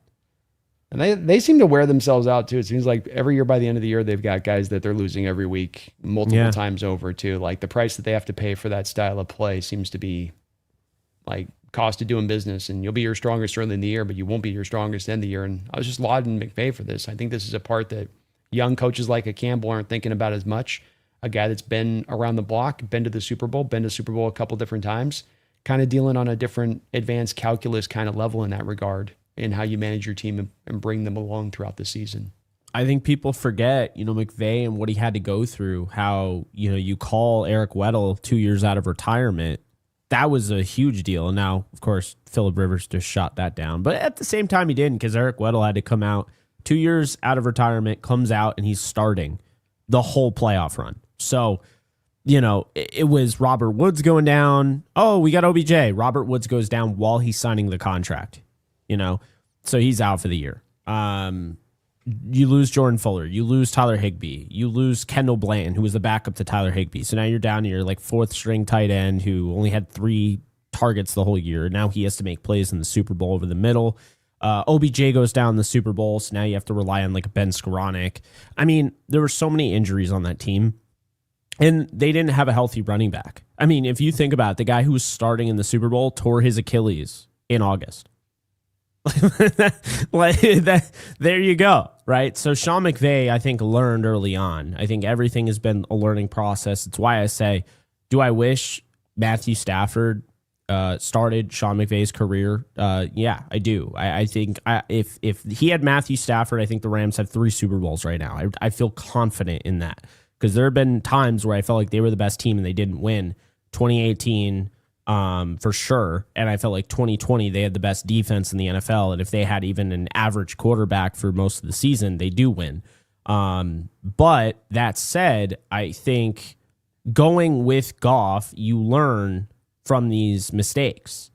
And if you had Stafford, yeah, you would have more success, but you wouldn't have necessarily learned. So when Stafford retired, would you have been ready for the next step? I think because of that, I think Sean McVay is ready for any avenue that his career takes him. And that's the big thing. So to your point with, kind of doing a nice job of managing, I think he's already kind of learned from just the pain that he's had to go through with so many injuries on that team. And if he didn't learn in the Super Bowl season, he learned the year after in 2022.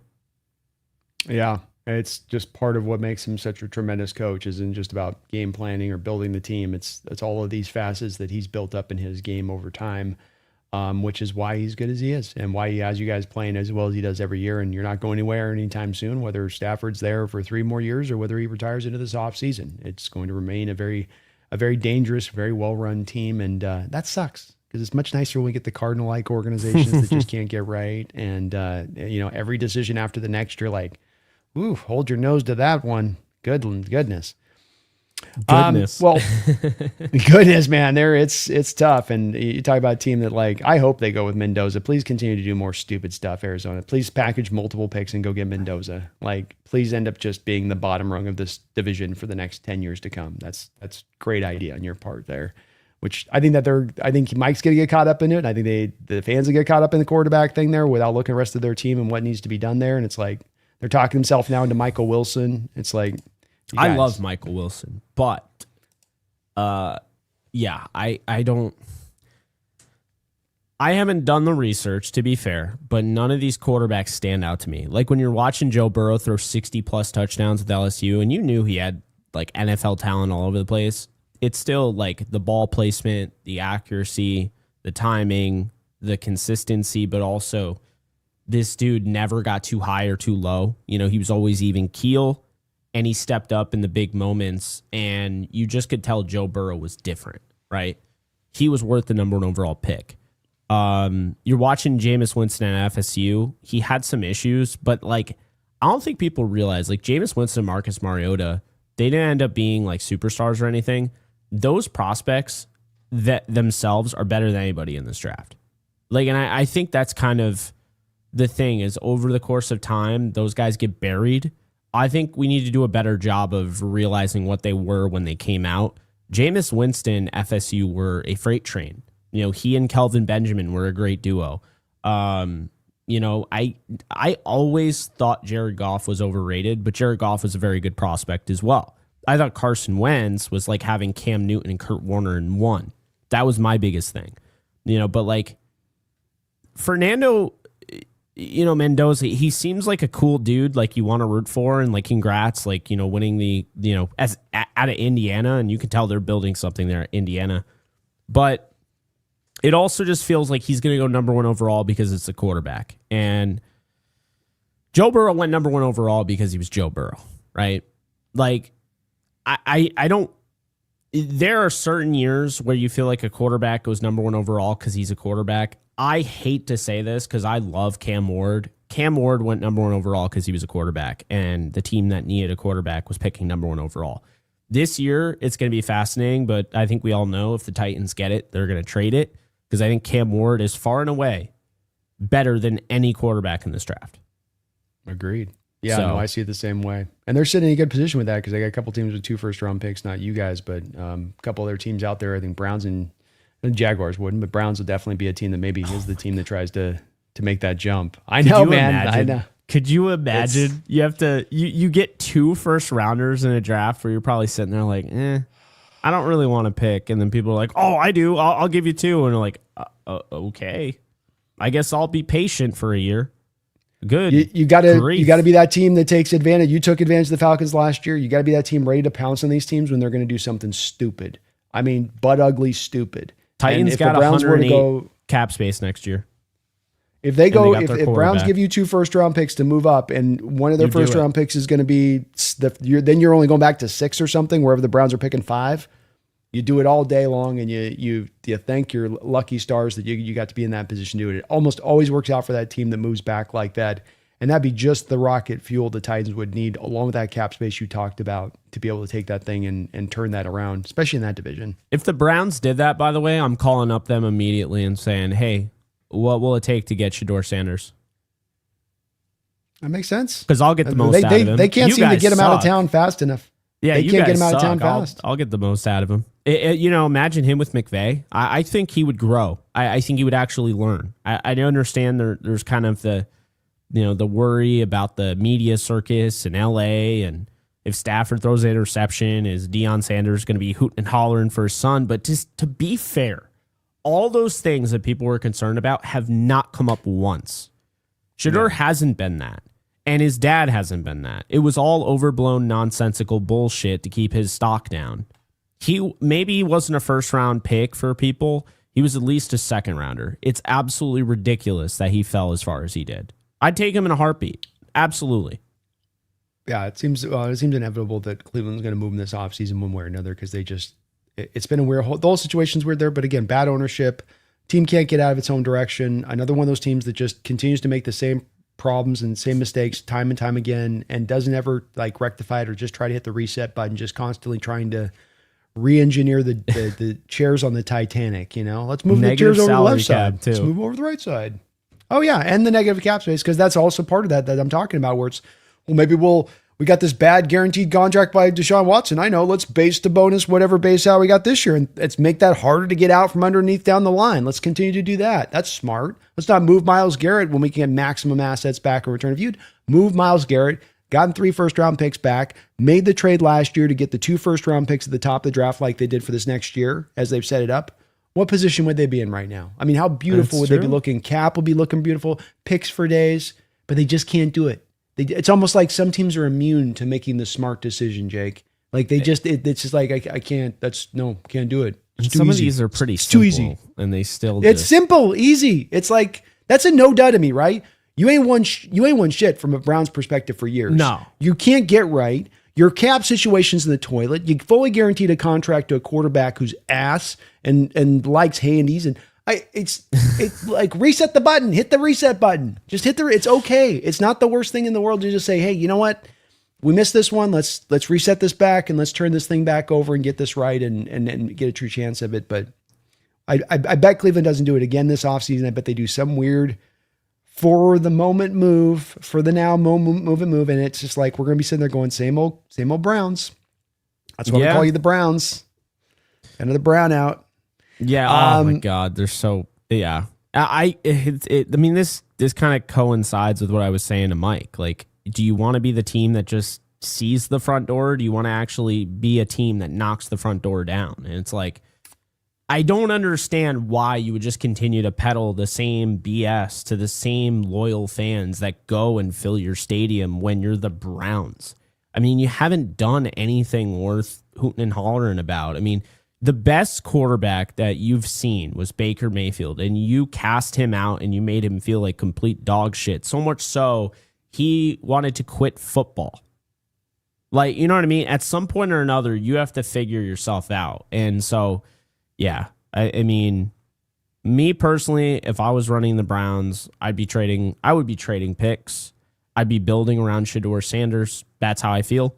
And if I felt for any second that my head coach, Stefanski, couldn't get the most out of Shedeur Sanders, I would send him on the next plane home. That's what fair. I would be doing.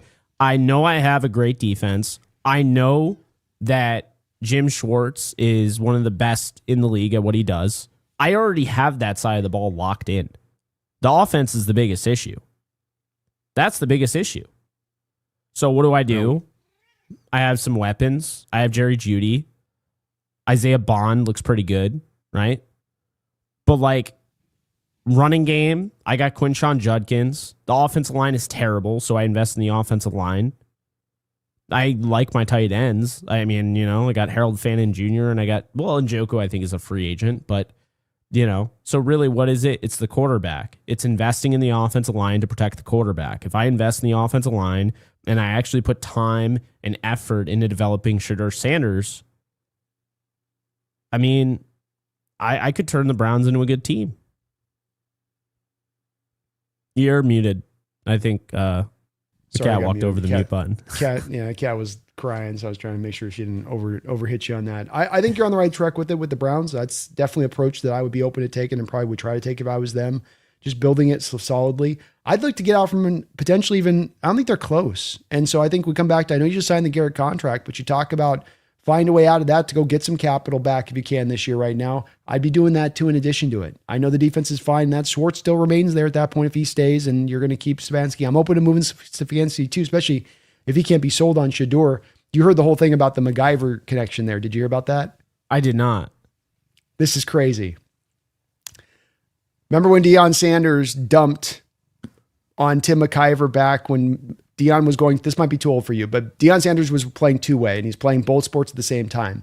He literally played in a baseball playoff with the Braves and then was going on and playing the Cowboys. Tim McIver was a baseball old head who was like, you can't be playing both sports at the same time. You're doing a disservice to the...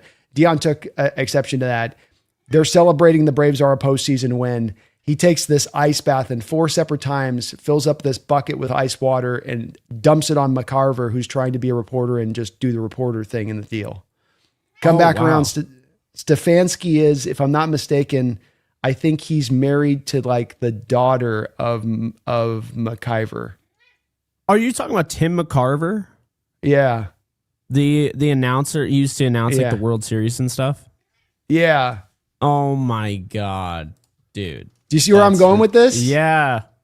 That's crazy. Hold on. Carver connection. I think it's his daughter, I want to say. Yeah.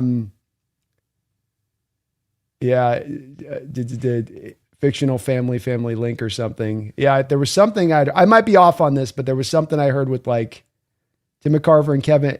Tim McCarver is not Kevin Stefanski's grandfather. There may be something not to this now that I look at it, but I was hearing something because it was like the whole thing with Stefanski being totally out on playing Shedeur. There's been just some weird thing there with him and that whole situation from how they drafted him to rolling Dylan out there versus him, who Dylan was obviously nowhere near in the same territory even where Shedeur is. Like Dylan cannot be a starting quarterback in this league. It's not happening. Yeah, no. I like him as a spot starter backup, Case Keenum-esque guy when he figures it out, because I don't think he's still there yet. But good Lord. I mean, when you watch the two, Shedeur is so much better. It's really not even close. I've actually been really impressed with the throws Shedeur's made because I don't think he's had the best development this year. I don't think he's had a helping hand there. I think he was kind of just thrust into a role and just made the most of it. But yeah, for a guy that's constantly, trashed and his character's always in question, I mean, he sure seems like a guy that has some things that you can work with. And I don't feel any different than I did when I first watched his film. He can make all the throws. He's not like crazy mobile, but he can move around enough. And, he's fearless. And that's a big thing for me as well. I do. I think he could be the answer there long term if they're willing to build around him. We'll go with the last donation here. And again, I want to thank all of you guys, both on Jake's side, my side, for so many of the donations and support today to both of our channels. If you can hit both the like button, maybe get subbed up on either side. The link to Jake's channel is in the description on my end. So if you're on my side, just click that link directly to Jake's channel, sub on up to him over there. We'll definitely have it on again here. We do the NFC West Roundtable every week, 6 o'clock Pacific Standard Time over on that channel. The almighty Dagda, thank you for the $10 donation, says, Perna cursed Seattle a few weeks back, and Seattle lost to the Bucks. Perna cursed the Colts 4 times, and they lost every time. So I'm saying it's this weird thing that he's tapped into. I can't explain it, but it's not good your guys' numbers up this week is all I'm going to say there. Yeah, well, if he wants to do that, then I'll curse the Broncos right back at him. You need to put a curse wheel together and be all Broncos on the curse wheel. Yeah, don't just be all Broncos. That's so funny. Bo Nix. Which one will it land upon? One with a Bo Nix gets injured, just to really F with him. Nah, I never. Payback's a bitch. Bo Nix throws 7 interceptions. Just it's all Bo Nix throwing 7 exactly, all Bo Nix. Just I didn't ring it. I swear. You can do us dirty. But almighty, that's a great note, man. And hopefully we've been bit by Perna's wheel so many times in the past. Hopefully maybe one time it can maybe work in our freaking favor here for once. That would be great. But thank you for the $10 donation. Great note on your part. And we lost the Tampa Bay Buccaneers when that curse wheel came up. So it's a real thing. Gracious, man. I wish it wasn't. He should have just put those dark arts away. He's going to pay a price on this one. Don't be surprised when he starts growing a tail at some point. It's the reality of this. But I want to thank, big shout out here to Jake. He is not 100% today. He's got a limp, a hitch to his giddy up. His stomach's turning over in knots. They're trying to, I guess when you play Detroit, it takes a physical toll on both the players and the fans at the same time. It's like both that to get there. But he's been so kind enough here to hop in here for 3 hours. So do again, please get subbed up on here. He dropped on 3 hours early on this season, taking a lot of his time out. I know he's a busy man this time of year. I really do appreciate it. And of course, I always love having a chance to cut up with you, Jake. Oh, I love these. And you're such a good friend of mine in this industry. So you always got my 3 hours. Don't you worry about it. Oh, it's mightily appreciated, as I know that the fans love this, and we have the game of the year. How can we not unpack this in a kind of a slow burn fast? It's almost to me a savoring as much as anything else. Getting to savor this and knowing so many teams out there that we've talked about that can't get right, that are never getting right, that have no hope, and yet we find ourselves with our teams humming with them, playing really good football at this time of the year with looking as good a chance to go win it as anybody else. And if that doesn't get you excited as a football fan, you better go check your pulse. I know, man. I know what you're doing watching. We were talking about it on the round table. Everyone else was like hoping for their team, and you and I like could see the future, and we're like, yeah, that's not gonna happen. Remember, it's coming down the line. You can just see it's coming. It was like inevitable. It's like Thanos, inevitable. This was just going to happen. Hell, it might still happen a third time. That still does kind of feel as well. It feels inevitable it'll be a third time, because the only way it wouldn't be a third time is if Seattle wins this and then they lose to the 49ers, or if the Rams win this and then Seattle loses to the 49ers. Yeah. Because these teams are likely end up at 1-5. They should be 1-2. I actually am for reseeding after seeing this season, because it just NFC South don't even deserve a home playoff game, much less deserve a team representing them in the playoffs. It just awful. It's like putting a jobber in a Royal Rumble. They're not going to win, so like, why would you even bother? So yeah, I think. I mean, it would really just mean that, like, if the 5 seed lost to the 4, that's the only way. I think it's pretty much set up, right? I mean, the 5 and the... Yeah. Kind of set there for that next... Unless we see some upsets. I mean, we've been talking about how kind of the NFC's wide open aside from the Rams and Seahawks. It's just kind of a whole conglomerate of just, ugh, It's true.